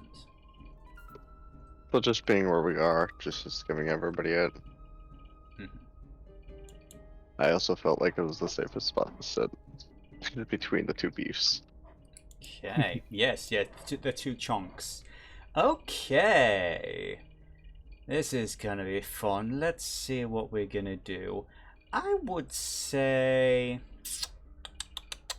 first of all, I'm going to have Disamir.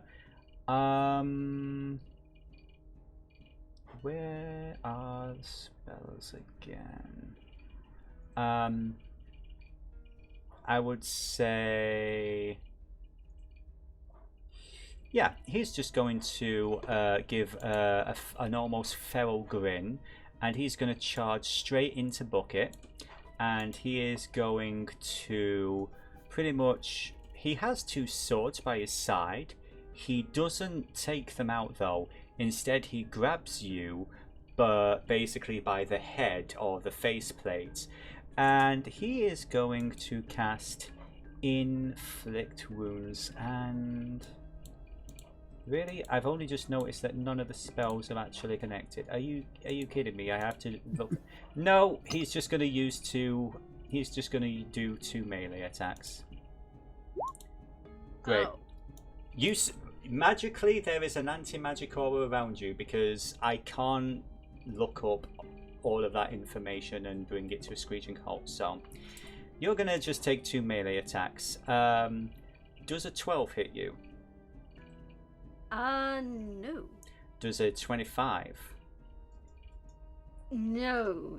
yes, it does. You take 5 points of piercing damage as he just charges at you like a blender. Oh. I'm so annoyed.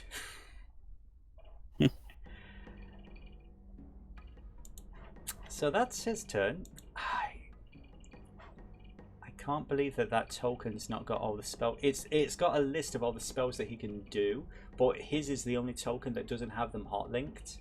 And I'm like, you gotta be freaking kidding me. So it is now we're up to the snake's turn. It is going to hiss, and at this point it is now out of the hole, and it is over here, and it is going to try and take a bite out of the big beefy lizard boy. Tell me, with your new stats and everything, does a 16 hit you? 1 second. Does enlarge increase armor class? Or does it reduce armor class? Let's see. Tonight has advantage on strength checks and strength saving throws. 1 extra d4 damage on attacks, so no. Okay.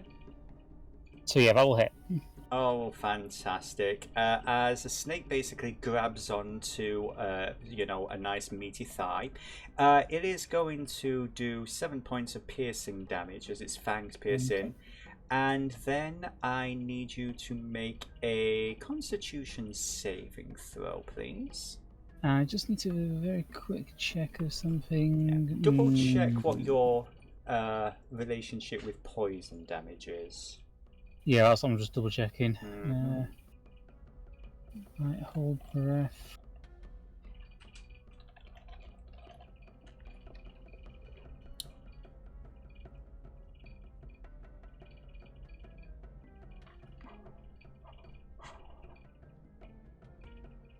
Yeah. Constitution check, save. Yes, please. You are going to take an additional 11 points of poison damage. Thanks. How much? Okay. Okay. Next in the turn order, the two zealots. They are both. Let's see. The kobolds have been causing them problems. So I'm going to say purple's going to take 1d4 damage. yes, he is. Yes, he is. It's going to be a. You know what? Please roll. Since you cast the spell, I say you do the damage. Oh, 4d4. Okay. Well, first of all, he doesn't exist anymore. He's just been carved up into chunks. He insta-gibbs, just like Unreal Tournament. His friend, however, is still around, and his friend is going to take a shot. I would say Rolder has proven themselves the more dangerous one. So that is going to be another blast of Sacred Flame. Would you please give me a dexterity saving throw, Rolder? 13. Son of a bitch. Yeah. Can you add Bardic Inspiration to that? No need. Just missed. He's starting to look a little bit concerned, and he's going to maybe start making his way over here. Next up, it is going to be Tarth's turn. What would you like to do? Tarth is going to first take one swing at the snakey. Okay, roll it. No, and that 25 is not going to hit the flipping. Yeah, go on. Do an extra d4, remember? Oh, It's your large. extra d4, yep. So that's another 2 damage, so that's 8, 10, 16. Also, is the snake still alive? No. Oh. In that case, Tarth is going to move 1, 2, 3, 4. And he's going to use his special numbing abilities. As a bonus action? Yep. Okay, I think that's valid. A 10. Oh, I've got to roll advantage because murder sandwich. Yeah, murder sandwich. Still a 10. D4. Still does. Yeah, roll the D4. Yes. Enlarging Tarth is like the best part of this campaign so Okay. far. Yeah, okay. So that's 6 points of piercing damage to Decimir, who looks a little bit frustrated. Yeah, and I regain 3 points of 3 temporary hit points. Okay, so make a note of that. So, Snake's gone. Let's see. Next up, Bucket. This crazy bastard just charged at you and is just like going dagger, dagger, dagger to your face. And then Tarth has taken a chunk out of him. What would you like to do? I'm gonna give him a taste of his own medicine. Okay. And I'm a dagger him.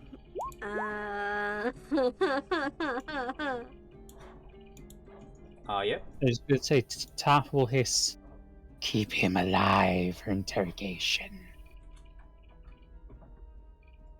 Alright then, in that case... with my bonus action! Because I missed terribly.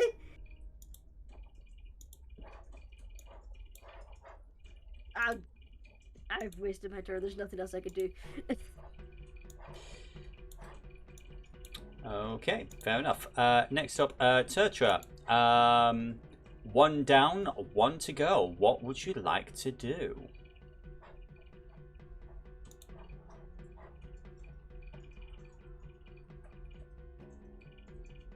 Cream? It is. Oh, your it's turn. my turn. Yeah. I'll use my crossbow and yeah, I'll just shoot at him. Okay. Roll it. Yeah, that's actually gonna hit. So that's gonna be 5 points of damage to this dude here. He's looking pretty badly hurt, but he is still up. Anything That else? does 8 damage. Should be 9, not 20. Yeah. Well, 5. Yep. Plus 4. Yep. He is taken out pretty easily. Basically, it's like it goes through. At first, you think it's just the rope that it went through, but no, it is through the neck, and he is pretty much impaled to the wall of this warehouse. And his body just sort of like hangs limp there, like the creepiest coat hanger. is this guy human? Over here? The person, Disamir, give me a perception check.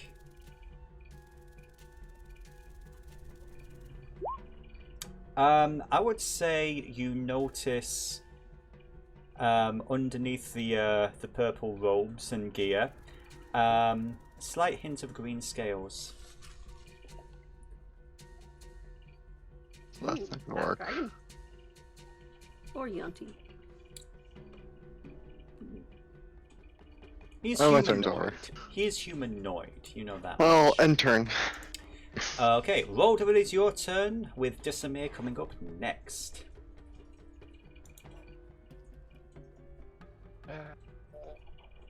Okay, well, I'm going to drop the concentration on the other spell. Mm-hmm. Oh, I'm sorry. Was that just a D20 for concentration? No,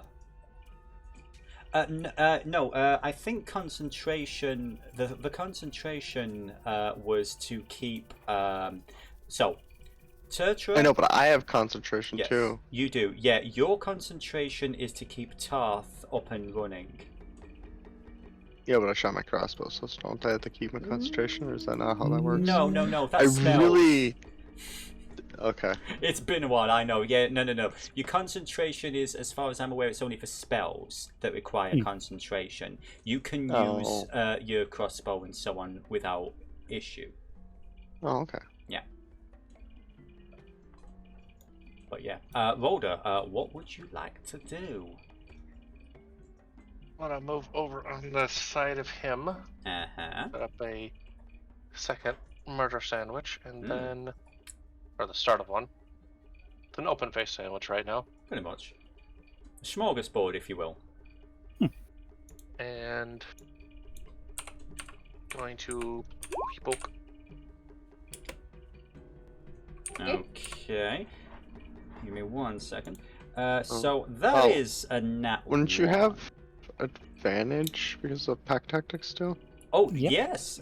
Well, you are the one if you're the person giving pack tactics. Yeah, doesn't but count doesn't for you. Tarth give? You don't have... you- No, it says you have advantage on an attack roll against a creature Ah, if you have one of your allies within 5 feet, so yes. yes, you do. Let You me do read. get advantage. Okay. 12. Better than the 1. A 12 is not going to hit. Sorry. Does the bardic inspiration help? It's... Oh, yeah, Bardic Inspiration. Yeah, can you use bardic inspiration to fix that? Let's see. You could. Probably not, but let me see. It's Oh, your well, it's Bardic your Inspiration. choice. That's a d6. Okay. You were 1 point shy of his armor class, so yes, Bardic Inspiration works. It is gone now. And yeah, you hit him, so that is going to be for what, 10 points of piercing damage, was it? Okay, that's actually a good chunk of health. He's looking a little bit rough. He hisses at you, and it is now going to be his turn. Bonus action, because I finally got the spells up. He is going to, first of all, bonus action a Shield of Faith. Little too late, so that's his +2 to his AC.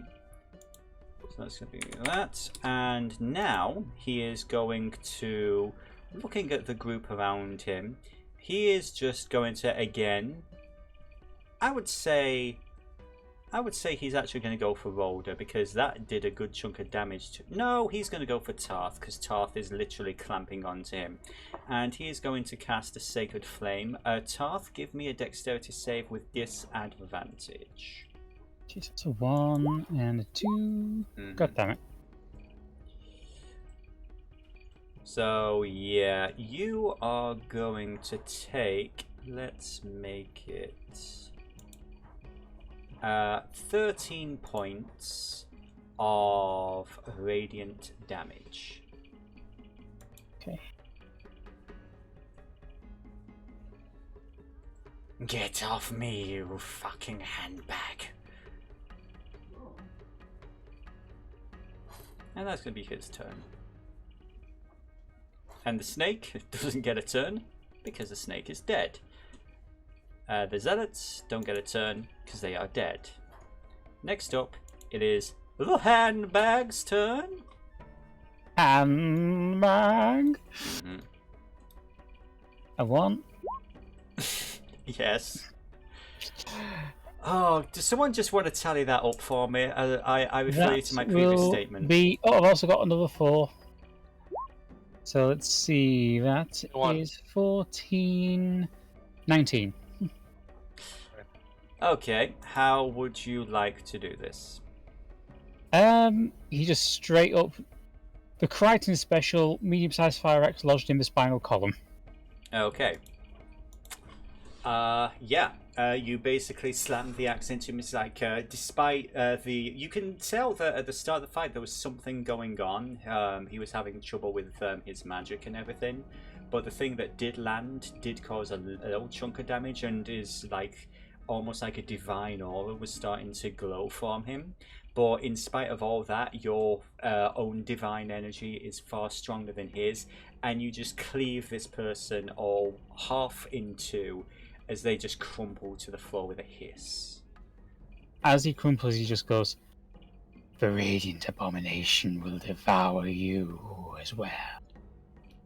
There goes the interrogation. Yeah. So. There are guards outside. To be I fair, thought with this guy.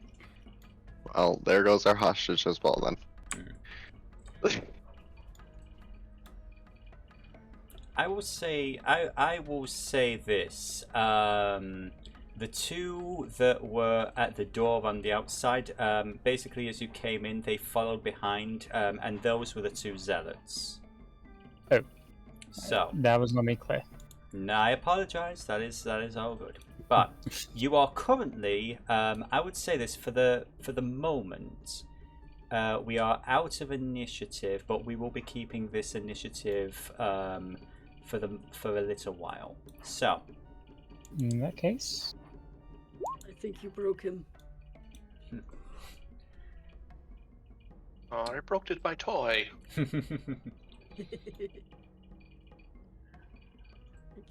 Would you like to give me a basic investigation check as you look around the area? 9. Roldo will also. Yeah, Peanut's gonna loot the corpses, see if they have any any notes or anything. Never mind, Bucket can't see shit. He's got gore all over his lenses. Yeah. Neither can Rolda, apparently. That This is is because I got unfortunate. 2 nat 20s in the room. I've now had so many nat 1s in this fight. Oh, I get to loot the bodies. Yes, you do. Screw you all. It's mine. In fact, I'm gonna do this as. I'm actually gonna do this as a Sorry, I whisper could to almost our dear Cream.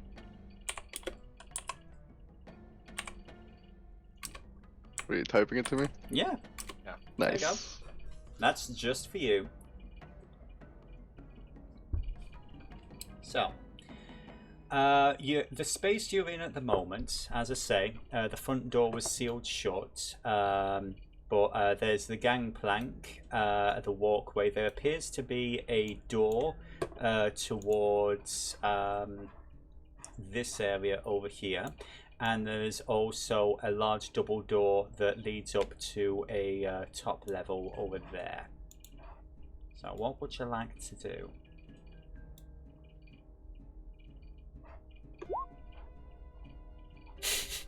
Nom nom nom nom nom.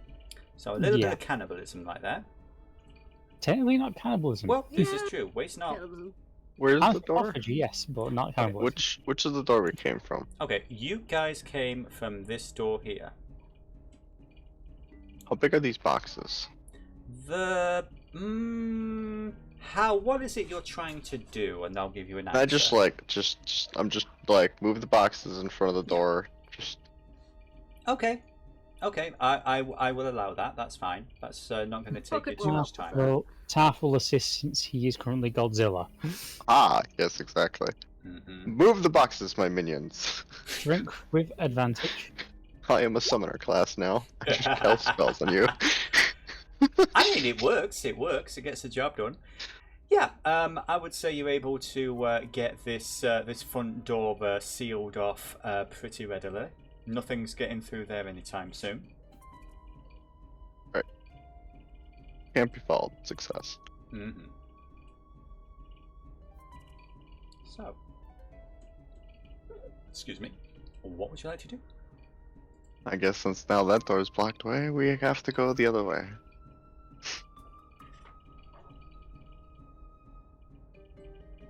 So I guess pile up the stairs. Okay. It may be an idea to return me to normal.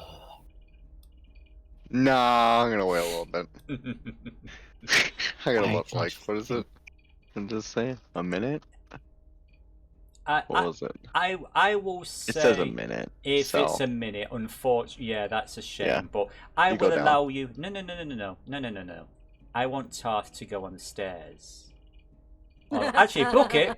If you'd stop No, moving because from he no. was about to raise that. He was about to raise that, so he's not going upstairs.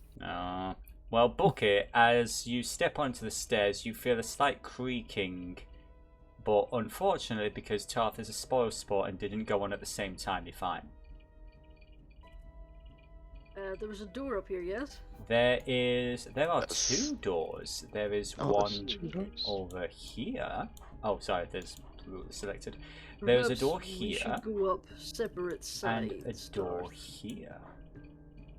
That is why I suggested removing the spell. Oh, That's it's a fine. minute, so it doesn't matter. Don't really get a Mhm. choice. Hey, who wants to go for the west door and who wants to go for the north door? Taff will check the north door. Okay. I'll go with 2 and 2, I guess. Okay, so we'll go with Team Lefty first. Rolder and Bucket. The door to the west, it's a fairly small and simple looking door. It doesn't look like it's locked. Did you want to investigate it before opening, or are you just going to head straight in? Yeah, I don't trust this place for a second. I'm gonna investigate. I'm gonna check for Same. traps. Okay, 24, very good. There are no traps. Yep, never any Rolder, it's traps. absolutely fine. You're absolutely fine. Nothing could possibly go wrong. Bucket, as you are checking the door, you hear a very labored breathing and what might also be, there's a dripping sound and you think sobbing. What would you like to there do? may be a prisoner in here.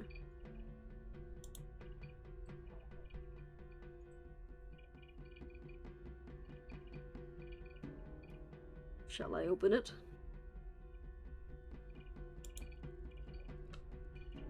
Taff will nod as he approaches. You said this door was locked, yes? It is not locked. Ah, okay. And then Bucket will carefully Stands open the behind door. for tactics. Okay. Ready in position. And the door is boop, opened. As you step into the room, you see what appears to be an upper storage room. It is filthy and stinks of blood and rotting flesh. There are 3 cages in this chamber, 2 of them occupied, one by a tabaxi and the other by an elf. They both appear to be suffering from some type of illness. There are thick, dark veins and scaled patches covering their bodies. Give me an investigation check again if you'd be so kind. That many. Yeah, for fuck's sake! Hmm. See if Feralda can do any better. 14. 14's not bad. You know, it's retching inside the helmet. Yeah, it is quite a foul smell. Judging from the outfits and the general look of them, they look to be locals. The elf is completely unconscious, but as you get close to her, the tabaxi female breathily looks to you and says, "Get us out of here, please." Taff? Snake creatures took poisoned. It's painful. It's dark, disturbing nightmare. Please get me. Taff is going to quickly, from a distance, try and examine them to see if whether the disease they've got is contagious or not. And while he's doing that, I'm loading my crossbow. Okay. Give me either a medical check or an arcana check. Yeah.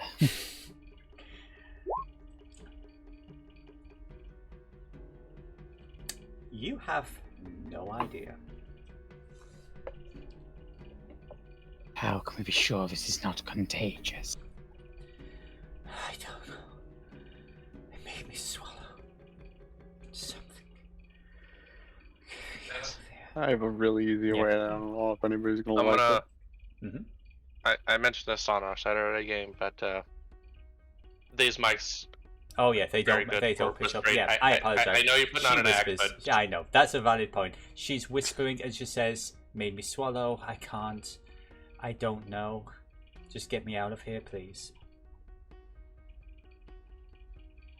I do believe they have been poisoned. Hey, can we shut the door and talk? Away from them.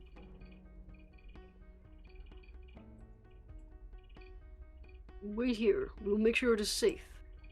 She blearily looks at the fact that she's in a chained cage and looks back to you as the door closes. No. Let's just put them out of their misery and move on. They look like they're in agony.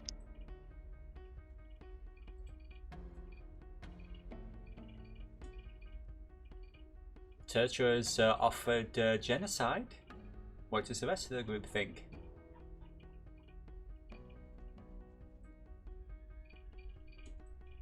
Maybe we should find out who they are first. Mayhaps there is a reward for finding information about them.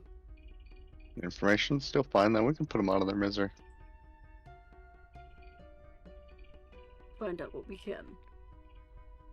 Just don't touch them.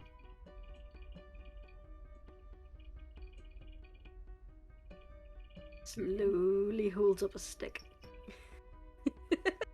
I could poke This is called the distance stick. Okay, so what is it you guys are doing?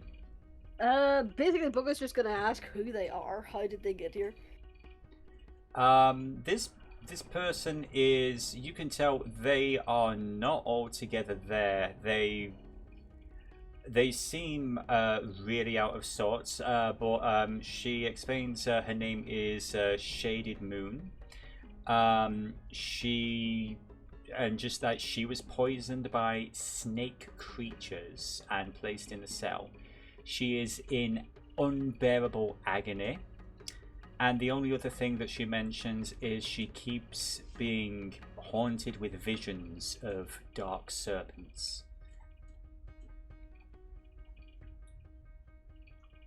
Interesting. Has the elf answered? He is completely unconscious. He's breathing very shallow. And he also has the dark veins and the slight patches of scales on his body. More than she does.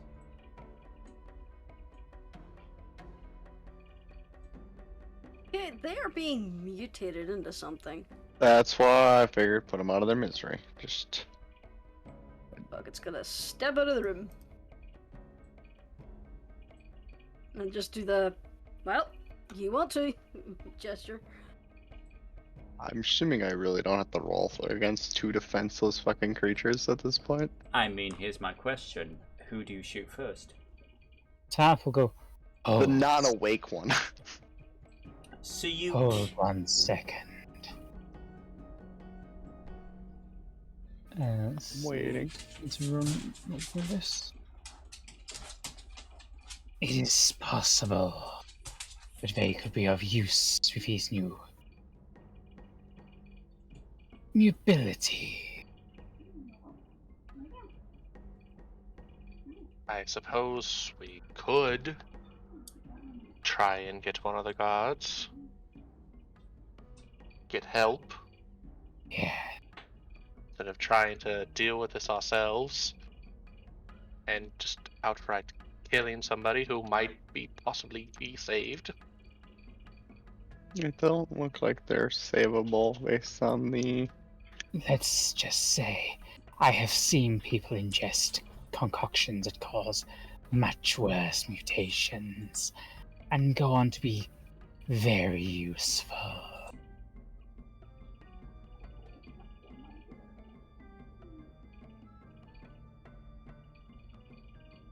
I love the fact that you're discussing this right in front of her. How do you think my blood turns my weapons flammable?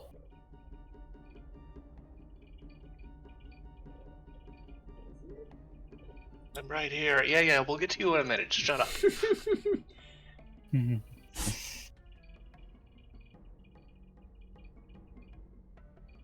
Bucket, while this delightful conversation is going on, you've walked over to the other door. What are you doing? I'm just gonna investigate it. Yeah. See if I hear anything. Yes. Oddly enough, there's a few things you hear. You can tell that by the design of this door and everything, this is an exterior wall. It's not leading so much to another interior part. It's like a raised balcony section, maybe. You hear the sea. You hear birds. You also hear a soft feminine humming.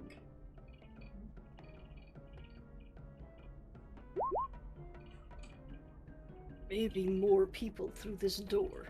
It sounds like the ocean, but there is someone humming. Are you shouting that across the gangplank to them? Yeah, no, I'll walk closer. No, okay. I recommend we get the jump on. We can make arrangements for these two after we ensure we are safe. I don't want to be jumped. I know I'm a bit late on the Arcana check, but that was for that thing. Okay, I was about to ask you what that was about. Taff will look at the tabaxi and just go, "Just so you know, we may call upon you for a favor." She just blearily blinks. It's like she looks like she's about to pass out. She can barely even form words. But Turcha, with that Arcana check, I would say, yeah, you don't have any hands-on experience yourself. I mean, although you and your partner have been transformed by magic, this wasn't so much of a potion. It was more of an instantaneous thing. But it does look like these two are being transformed into something. Probably servants, minions, pets. You're not sure. But given the fact that both you and your partner spent probably a little bit of time trying to figure out how to remove your own particular curse, it looks like you think maybe something like a restoration spell or like a cleric that can remove curses might be able to assist them, depending on how powerful the potion or whatever the heck it is they've ingested was. So that was what you got with a 19.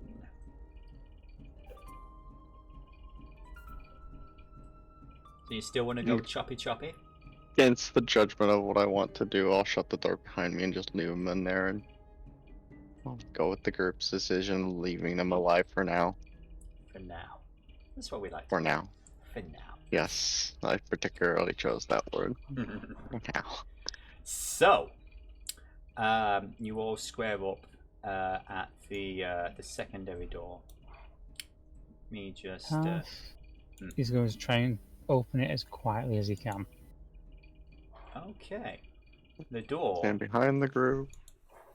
Is not locked. The door is open, and as you push it open, you see a slightly surreal sight. Not what you expected at all, probably. Instead of a stone balcony, there's a whole other floor up here. It's still inside. There are windows, which is where you heard the sea and everything from, but the whole interior of this room is like its own self-contained garden. There are vines and trees growing inside the building. There are vines and flowers everywhere. And standing in the middle is a woman, dark skin, braided hair, Chilton in appearance, but you see these emerald scales down her back as she's humming to herself, as she's gently playing with the vines.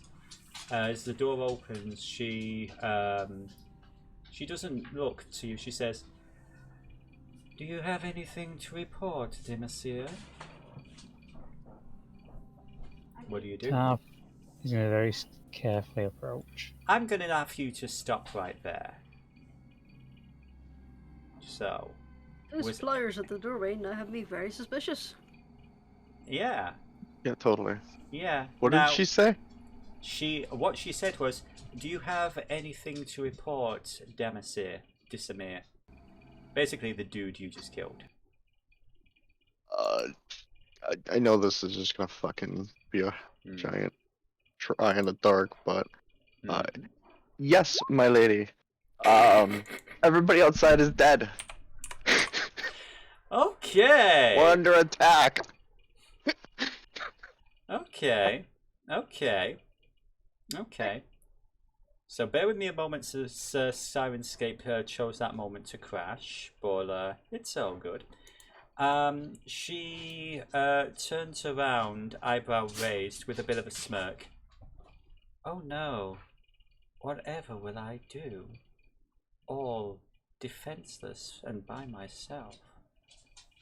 And she glances over at Tarth. So Tarth, I need you to give me in fact, I would say, what's the range of these? I would say everybody who is within 5 feet of the flowers, not just on the flowers, but within 5 feet, which is everyone but Rolder. Give me a Constitution saving throw. God damn it. Yes. So anybody who failed to get 13, you are now considered poisoned, as this noxious, sickly sweet smell erupts around you. Would I have a chance to try doing this? Where's Pack? Give me. I would say give me because your Constitution save was really bad. I would say this: give me maybe a Dexterity check. If you get more than 15, I would say that you were quick. Yeah, okay, you are not poisoned. So, what are we're poisoned? So, how much damage? It's not going to be damage. Okay. It is the fact that you currently are poisoned, and you are basically it's disadvantage on pretty much all of your yeah. So, okay then. So let me just one sec, my love. I'm trying to do a thing. One sec. And Soundscape crashed. Okay. I love you. Sirenscape has stopped working, so yeah, we'll leave the music for now. Apologies, but yeah. So, and I'm trying to add these guys to the turn. As there we go. That's better. So, as the flowers basically, are crushed and release their noxious fumes, you start to hear, hissing and chuckling from the various trees around you, and we already have initiative, so I just need. Yeah. Okay. Tarth, you had your turn. It is now going to be Bucket's turn. What would Bucket like to do? Has this woman made any aggressive actions yet? Not yet. Okay. Well, does it look like the flowers will trigger again if I try and walk across them? There are certain sections that haven't been stepped on yet. Alright, I'm gonna follow in Tarth's footsteps and then sidestep around over here to try and avoid that. Okay. And then I am going to hold an action. If she does anything aggressive, I'm gonna cast a spell. What is the spell you are holding? I am going to hold Chaos Bolt. Okay, good to know. Tertra, it is your turn. I believe you are currently poisoned. So, what would you like to do?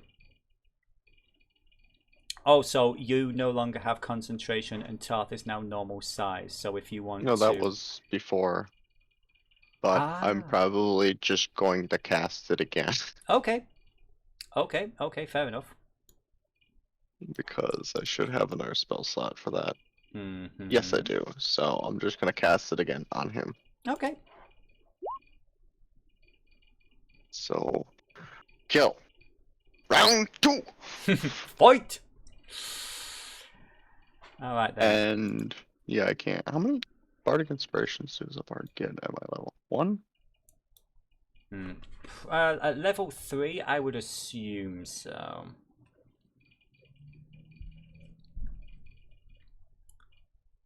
It's equal to your Charisma modifier. Okay, Oh, so... I'm gonna give Bucket my bardic inspiration. Okay, so Bucket, you are now inspired. Next up, it is Rolder's turn. Rolder, what would you like to do?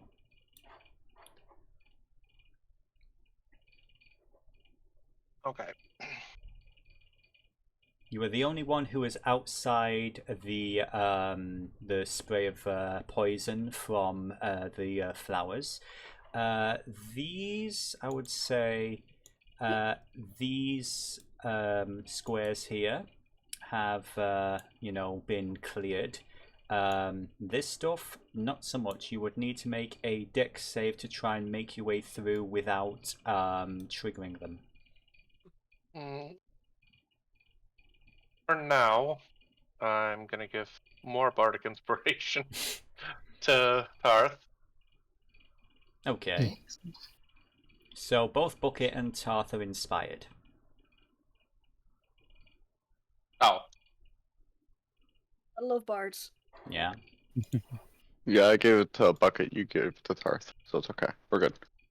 Yep. Oh. Okay. And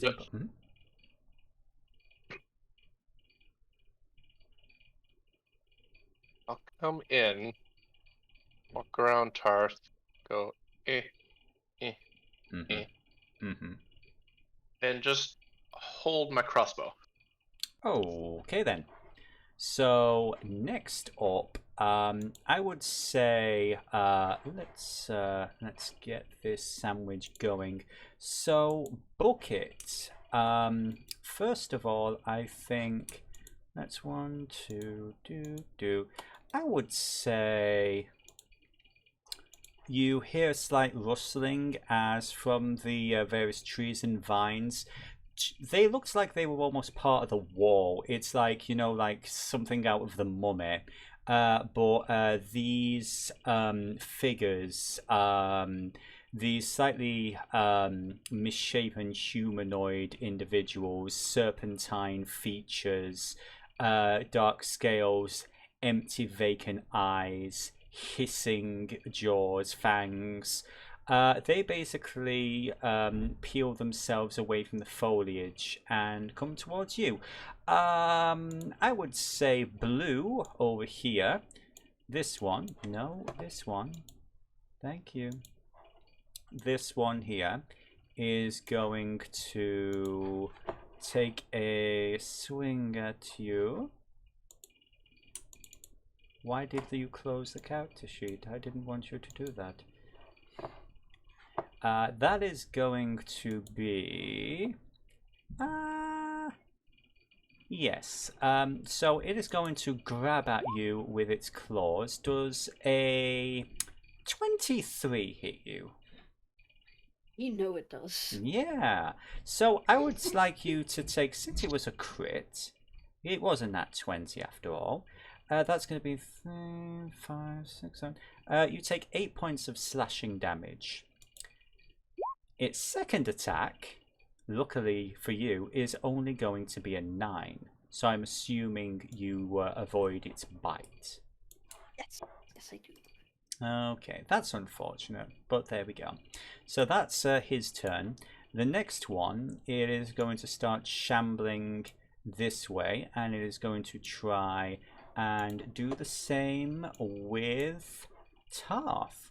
That is going to be a swing with the claws. A 6, I'm assuming, is a fail. No. However, its bite is a 14. Does that That will succeed? also fail. Oh, yeah. Both swings and a miss. The other two are going to basically like clicker style. And Red he wants a nice tasty kobold snack. So I'm gonna release my held action. Oh and yes, shoot there at were. him. Yes. Yeah, can I do that too? You may. So, well, I would say this. You were kind of surprised, and your focus was on this lady here. Yeah, I suppose that's true. I did say if she did something aggressive, so Yeah. we'll wait and see what happens. Yeah, but your attack 22 is going to hit, so that's going to be 8 points of piercing to this creature, whatever it may be. Okay. And lastly, oh, I'm so sorry. You were wanting that to be at the one that was attacking you, I'm assuming.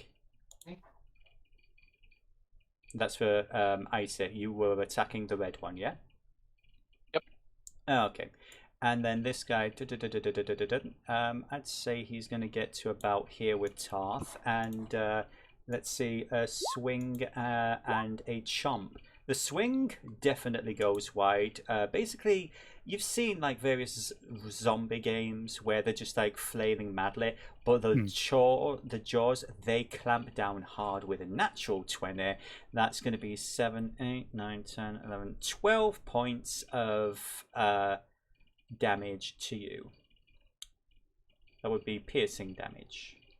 Okay. Yeah, Taft's not looking very good. Yes. None of you guys took the opportunity to heal up, did you?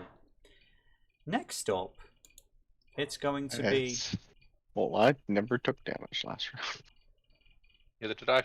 This lady, she's going to just smile calmly and look at you all as her pets play with you. And she says, now, my dear friends, perhaps we should have a little conversation. You all seem so stressed. You should just relax. And she is going to... let's see now. Yeah. She's going to step forward and she is going to lean her hand forwards. And I would say she's going to point at, let's say Tarth specifically. And she is going to use, why are you not... Yes, again, the, on the, so here's the thing. On the character sheet, it has a list of all the spells that it has access to, right? And some of them are linked, some of them aren't linked. It's like, how does that make sense, Roll20? How does that help in the moment? So yeah, no, we're just going to you know, make it like this. So does a 19 hit Tarth? Yep. That is going to be 7 points of piercing damage, and yeah, Tarth is currently down. Sleep well. Next up, Tarth. You are surrounded by enemies. You are down. First off, that Yes. would have been an aggressive action. It would have been, so you may do your attack to her. 16. 16 is, I'm pretty sure that will absolutely... Wait, yep, that will absolutely hit her. So what damage does she get? 2 damage, it's 9 chaotic and 2 lightning damage. So 11 in total. Okay. She hisses slightly. As Tarth goes down, she looks over to you, Bucket, and has a very playful grin. Spicy. I like it.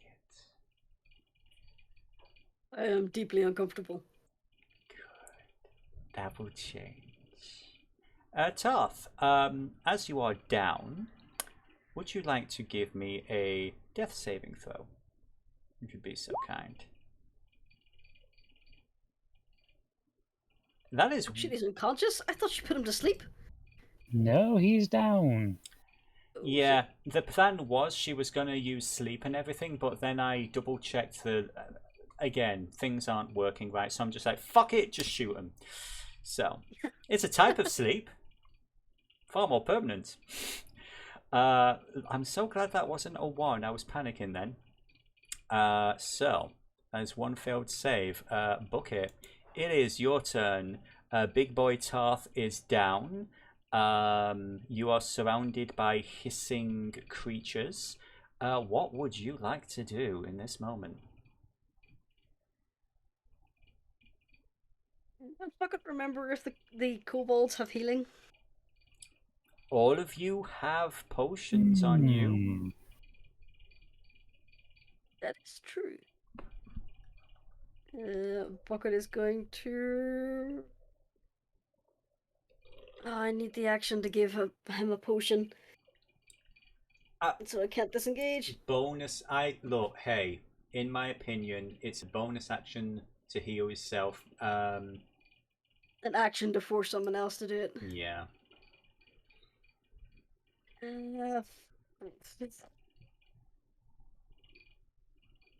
Oh wait, no! I have healing word. Haha. Aha. Okay, I have and 5 healing. okay, so Tarth is back up with 5 hit points. Okay. Anything else you want to do? Any kind of movements? No. You enjoy being Wait, in the that middle was- of this little, a kinky mutant sandwich? Is that Oh, that's a bonus action, so I'm gonna use my action to disengage. Ah. And put a little distance. So 5, 10, 15, 20. Okay. A little distance. Okay, very good. Tertra, it is now your turn with Rolder coming up next. What would you like to do?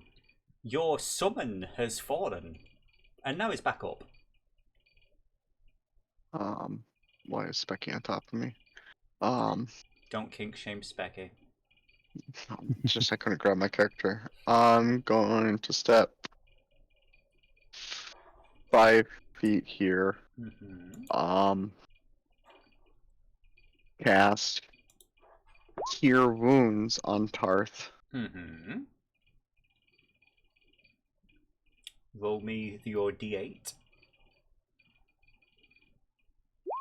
Okay, so that's 5. And what's your spell casting modifier? Charisma, so 2. So you get an extra 7 points of healing, Tarth. Okay. And then, can I give Tarth my potion for him to take? Because I'm not forcing him to take it. Yeah. I will allow that as a free action. To hand stuff off, that's newly. I'll say that's fine. There's a potion, so take a potion.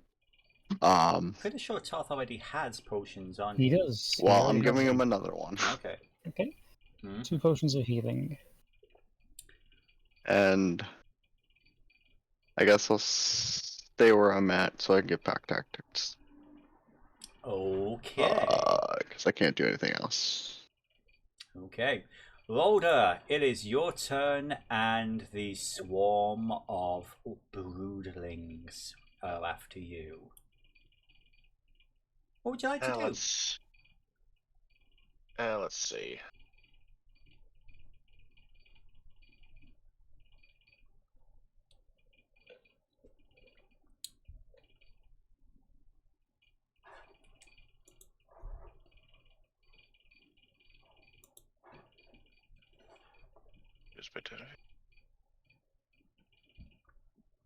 Also, the few people who still have Sirenscape up, my app continuously crashes every time I upload it, so nobody on the stream has any music.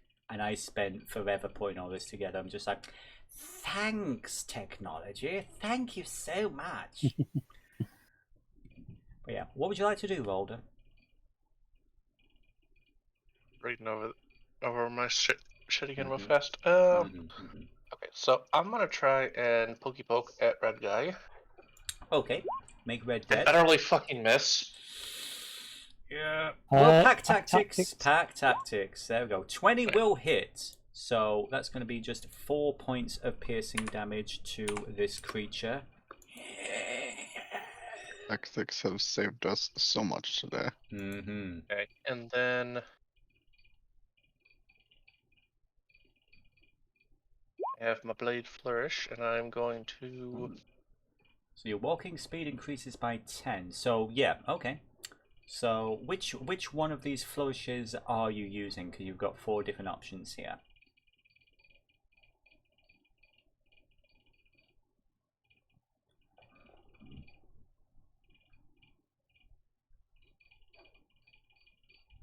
So you have a defensive flourish, a slashing flourish, or a mobile flourish.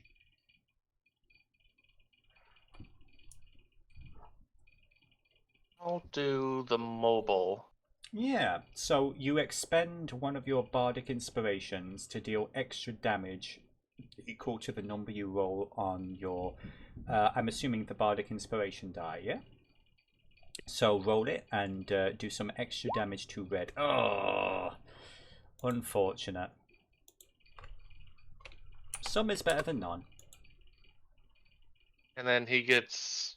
I'm not because you know 5 feet grid. I'm not even gonna just. He gets pushed back 5 feet as well. Okay, it's like.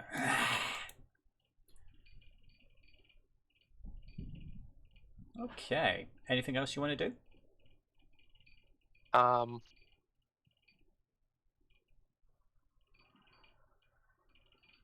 That's it for now. Oh, okay. Kind of stay tight together. Yeah. Okay, back into the murder pile. It's my favorite kind of pile. You pushed him back 5 feet, and it's like just stood, you know, like sort of staggers back a little bit, you know, like sort of hissing. And then it just, you know, charges forward again and tries to wail on you, you know, a second time. I would say as well, you kind of notice that these things, they're not attacking with any real sort of you know, strategy or anything. These pretty much are almost like the zombies that you guys fought. They have this sort of like vacant expression, like they just seem not altogether there. So first of all, to Rolder, does a 14 hit you? 14. Just barely. I'm sorry. So first of all, it's basically it bends down and clamps onto your shoulder with its teeth, dealing 5 points of piercing damage to you. And as it's biting in and it pulls back, it slashes across your back with its claws, doing a further 6 points of slashing damage. So 5 piercing, 6 slashing to you. Then so I've got a decision to make for blue here. Let me just roll a d4. Okay. Blue is actually going to charge past Rolder, and it's going to go for Tertra. And it is going to try and take a bite and slash. I'm going to assume both of these in the 20s hit you, Tertra. Of course. Yeah. So it's going to bite down for 5 points of piercing damage, and it's going to slash at you for 4 points of slashing damage. So 5 piercing, 4 slashing. Orange is going to go for Tarth. That one is going to be... Come on. Really? Thank you. So that's going to... Does a 14 or a 7 hit you? Nope, they both miss. Okay, Orange is just kind of flailing madly. Tarth is able to just like push them off and you know, keep going. However, for Green, yeah, so well, Green again, its snapping claws don't do much. However, it does bite with it. It hits you with a natural 20. Oh, for God's sake. I know. That's for God's sake. Yeah. 8 points of slashing damage to you. Okay. Yes. Bear with me just one moment, guys.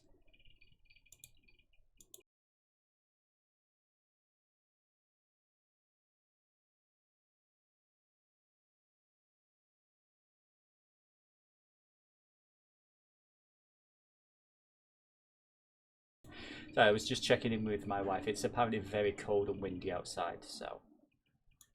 But yes, so that is going to be the Broodling's turn. Now it's going to be Lekit. and she is going to. Her eyes are going to glance over between the the very beaten and bloody Tarth and Bucket. Don't worry, handsome. I'll get to you soon. And she looks over at Bucket, and she is going to. Let's see. She is going to. I think. Yeah, I think she's just going to use. Yeah, she's going to head forward, and from seemingly nowhere, there is a large black Kapesh, a sort of a curved sword. And she is going to take 2 swings at you, Bucket. The first one. Never mind. Never mind. Basically, she takes 2 swings, both miss, but she gets very close to you, Bucket, and says, I wonder what your insides look like. And that is her turn. Tarth, as his bonus action, he's going to pop the Potion of Greater Healing, so that's 4d4 plus 4. Mm-hmm. That's 13 on top of what he's got, which isn't much. He'll audibly hiss at her after seeing the Kapesh, and he kind of goes into a bit of a frenzy. Really? Looks at Orange, and... Okay, so 14 will hit, so that's 4, 5, 6, 7. Okay, that's good. Sorry, ignore the 3. Ignore the 3. Just 4. Yeah, just 4. Okay. Oh, because, yeah, you're right, went down when you went down. Yeah, no, it would have deactivated anyway, because you put the weapons away, so... Ah, okay. Yeah. This is why Ayres always kept her weapons out when she was a blood hunter. Oh, well. But yes, that is copyrighted information. Okay, so, is that your turn? Are you doing anything else? There's not much else he can do since his bonus action was taking the potion, so... Okay, are you okay being in the middle of this 4-way murder cuddle pile? He can't move anywhere that would take him out without an attack of opportunity, so... Okay. Bucket, there is a scary lady in your face wanting to see what your insides look like. Must be a Thursday. Also, Tarth did hiss at her as well.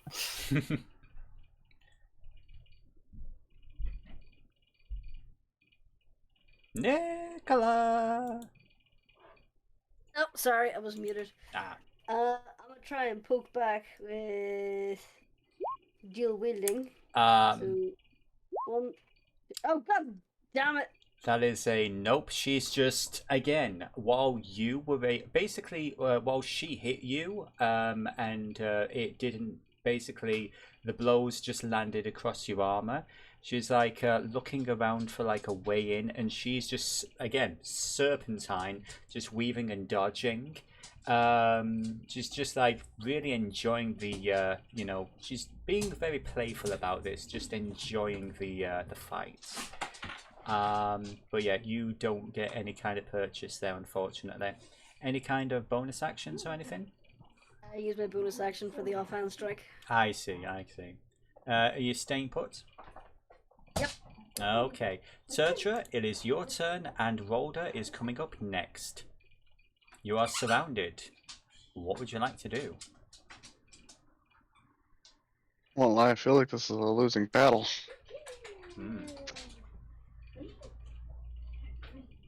And don't forget as well, those of you who are poisoned, you do have disadvantage on things. I have forgotten this, but those who failed your con saves, you are poisoned.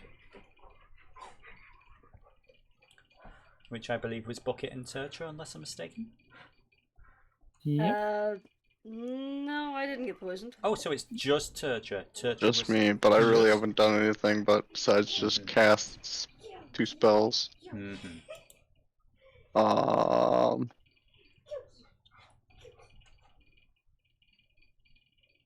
I don't even have an extra weapon.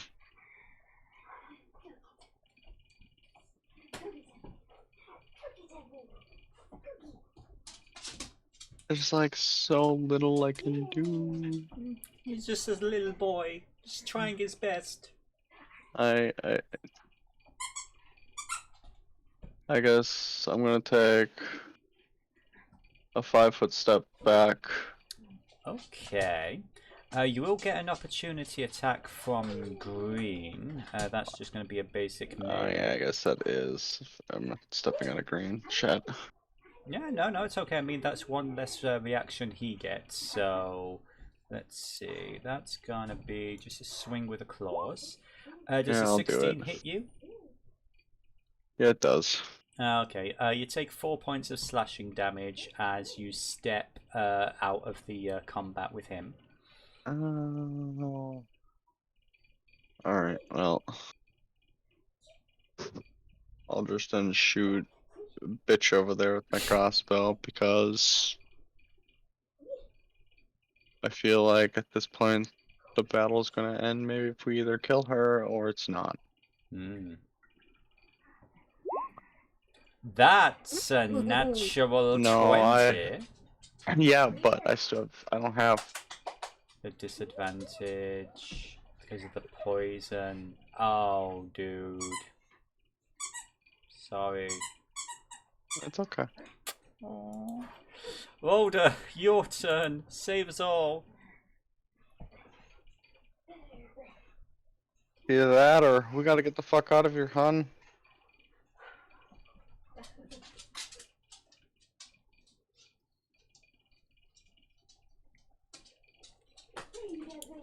What does Icy want to do?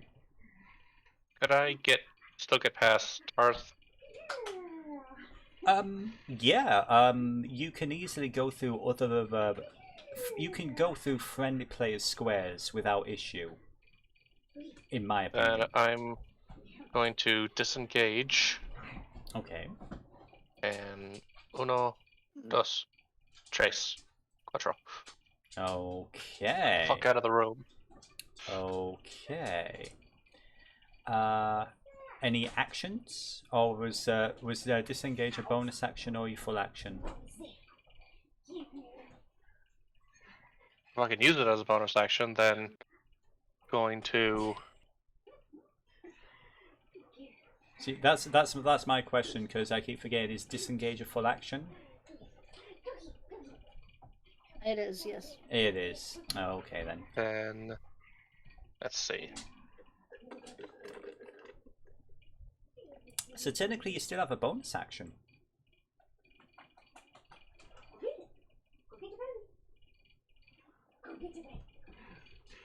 I'll use my healing word on Tarth and give him 3 more points because he's in a very large murder sandwich. Very meaty. Yeah, yes he is. He's literally in the middle of the murder sandwich. Yes. Okay. Next up, it's gonna be the Broodlings. Yeah. This is gonna be. We're sorry, Tarth. This is gonna be interesting. So, there's a 20. So, I'm just gonna try and summarize this. So, 5 piercing. Right. What's your armor class again? 16. Okay, so just 5 piercing from red. Then 7 piercing from orange. Then it's going to be another 7 piercing from green. And then it's going to be 6 slashing from blue. And he's down. Tarth is currently down. Next up is going to be Lekit. And she glances over at Tarth, surrounded. She looks at the 2 kobolds who are scurrying away. She looks over to Bucket. Maybe you should put that down and we should have a conversation. Or would you like my pets to start eating? And she is going to hold her action. Meanwhile, Tarth, make me a death saving throw, please, sir. Mother. That is 1 fail. And don't worry, you reset from the last time. That's not 2 failures. I That's know, just I 1 know, fail. just- Bucket! What are you gonna do? Call off your attack dogs and allow me to assist my companion, and then we can talk. Give me a persuasion disadvantage. 14. 14's not terrible. Drop your weapons. Just you and me. We have a talk. What is that? What is that? Drop it. Drop it. No. What are you gonna do? Sorry, I got distracted with that. What's that? I know. Stop. I know. Dog being dog. I feel like that was probably what Peanut said whenever these things started crawling out of the fucking walls. Honestly, that seems about right. That seems fair. But yeah, is Bucket willing to? Retract his blades. She then gestures over to Tarth and hisses a few words. Does anyone here speak Abyssal? Can I comprehend language? That, it's your turn. I'll Why not? comprehend language to figure out what she says. She basically says, "Step back, obey." And it's not technically their turn yet, but they kind of like slowly turn to look at her blankly. Rolder. Oh, is there anything else you want to do? Unless I can just heal Tarth when, like, after they step away, because I'm allowed to, but like... Let's see, so... Comprehend languages was your action. Do you have a bonus action you can use? No, but I could just walk up and attempt medicine check stabilization. Medicine check would be an action, I think, for that. Oh, well, then I can't do anything. It's just Okay. language then. Okay. Rolder, what would you like to do?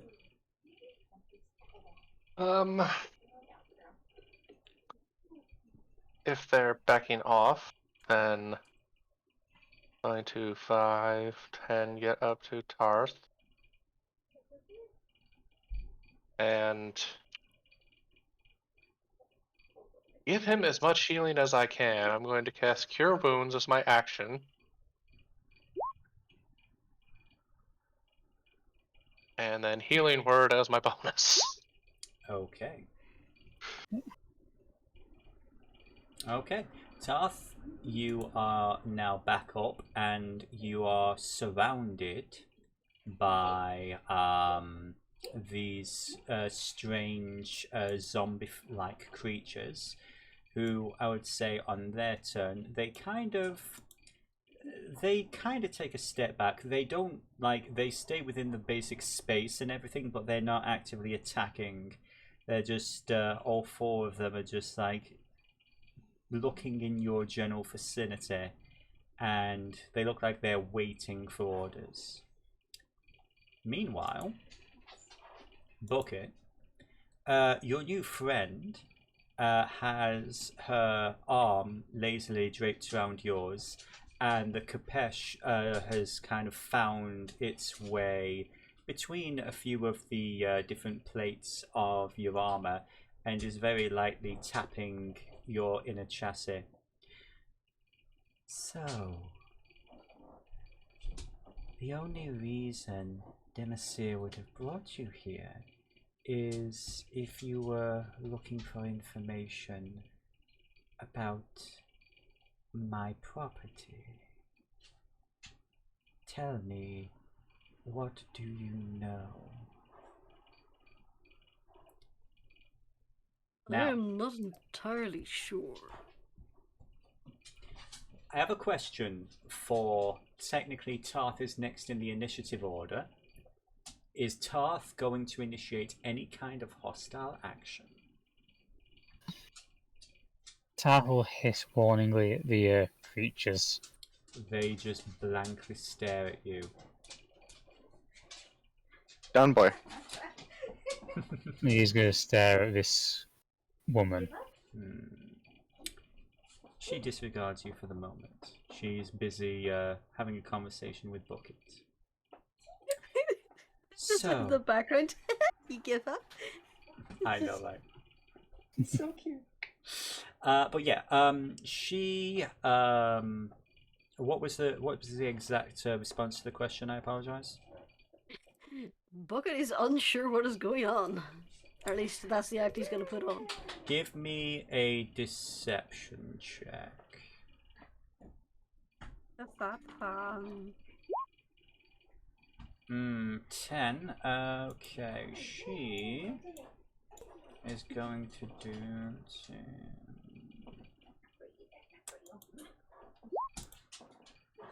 Okay. She basically knows these serpentine eyes and gives you a very wide-toothy smile. Don't play coy. I can sense it. So close. You brought my amulet right to me. So kind of you. And she opens out her hand to you. If you return it, you can go. You have my word. Bucket is going to hold out his hands to show that they're empty. While Peanut is hurtly going to try and shove the amulet in the bag of holding on the inside. If you'll let me get away with that.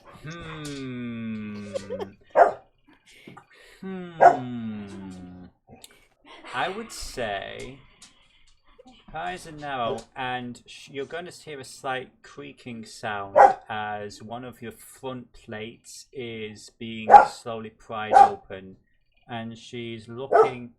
I would say this. Give me a let's call this sleight of hand. And I'll explain what happens when we get the roll. Okay. And let's see what her dexterity is. Come on. Okay. She rolled a 20 there. Basically, as Peanut is currently trying to scurry inside the chassis to, hide the amulet, just before you put it in the bag, you kind of glance and look around, and you see the front part of your chassis is open, just a crack, but you see this woman looking right at you with the amulet in your paws. That was unexpected. I will go over to maybe Tarth's turn. Tarth, are you doing anything? He looks at her directly and says, "What manner of creature are you?"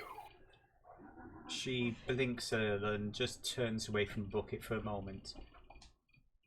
We are the purest of creature, of course. Are you a god? No, we are the master race. One T. Well, I am. Those things are more pets. Locals that I've proved. My name is Laquette. And you? Taff, Clan Bloodclaw. Well, my handsome friend, you have brought me a very valuable item. I was waiting in this pathetic city for nearly a month for the pieces to be returned to me. There were some issues with the transportation, but no fear. The Dark Mother has brought them to me, and I thank you. So,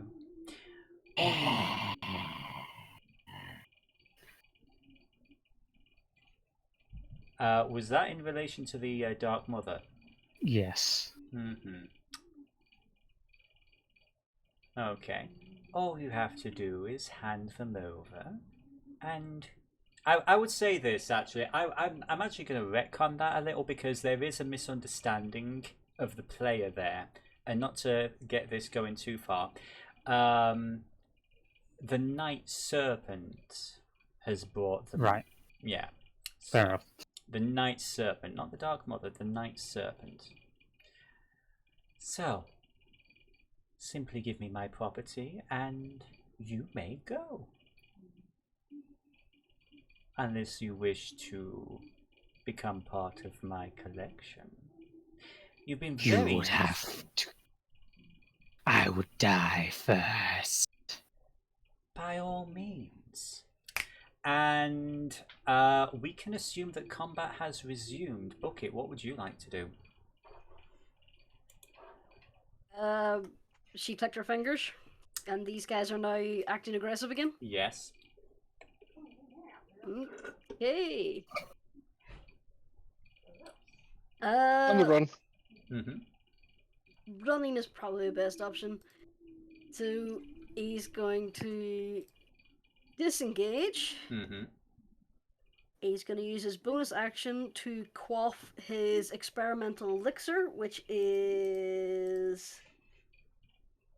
Where is it? I rolled this earlier on. Just happened to be the perfect thing you needed at this moment. I know! Isn't it perfect? So it increases my walking speed.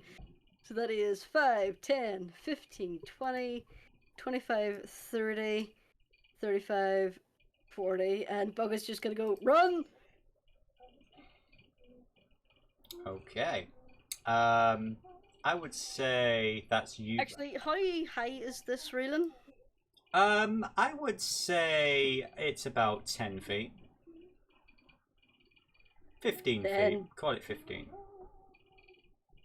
If you want to do a superhero landing, I'll just ask for an athletics check. Yeah, sure. Why not? Yeah. Just, no. It'll be funny. Yeah. If I fuck it up. It was no. 18. This is literally the Hulkbuster outfit. Just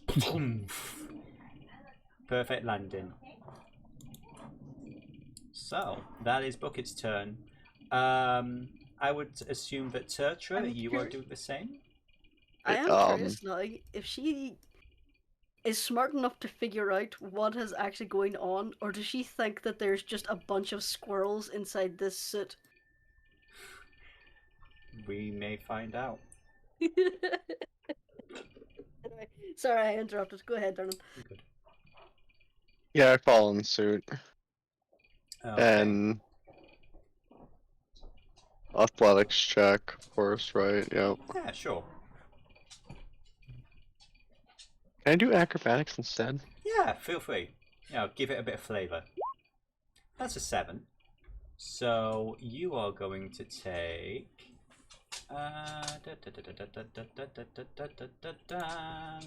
Ouch! 6 points of bludgeoning damage. Sorry. I'm on 2 HP. I don't have any more movement after because I failed, right? I'm afraid not. That's okay. Okay. Yeah, that was a pretty bad spill. Was that movement plus action to get to the edge, or is that also part of the movement? I would say It's like a dash. Normally you would dash, but because it was such a bad spill, it's going to take half your movement to get up. So you can move maybe a couple more squares, but only half your movement. Can I just drink a potion instead then? Because I'm booked. Yes, I can see your health bar. Alright, I took a potion. What's a potion normally? What's an Uh, iceberg? What's a Greater penguin? potion, I believe, is This is serious. 4d4 plus 2, but let me confirm that. Mm-hmm. Because I know I have it, I just don't have it on my character sheet. Yes, 4d4 plus 4. 9. 44. Oh, okay. No, just... Plus 4 flat, so that would be Oh, okay. 13. Okay. Okay. So, next up, Rhoda. Your turn, my dear. What are you doing? He's just DTFOing. Disengage. Mm-hmm. 5, 10, 15, 20, 25, 30. Okay, so you're not leaping off the balcony. You're actually being the sensible one. Well, I mean, leaping off the balcony would be an action, wouldn't it? Yes. Then I already took my action. Disengage. Aha, fair enough. And last but not least, I'm going to say this. As everybody else is leaving and running, just because of our time and everything, they kind of all look to this woman, and she looks over to you, and she says, "Don't worry, I know where to find you if I need you. Come visit me. We have things to discuss." And that is going to count as their turn. So, Tarth, what are you going to do? Are you staying or going? He's gonna smirk. Says, Karashuna loyal only to one. And he is going to take both axes, cross his arms, and attempt self-decapitation.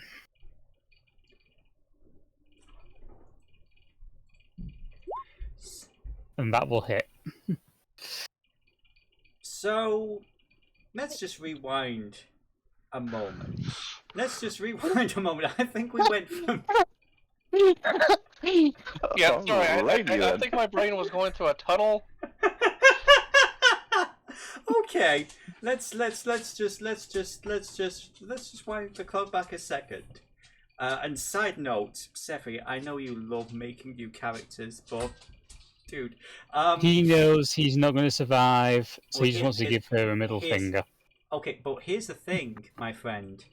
As the creatures were hissing and clawing, they were about to attack. She was calling them off. I apologize if I wasn't communicating that. He's already done it. He's gone. We lost him. Yeah, he Abandoned ripped his ship. out as a hiss, and as he did, For the hills.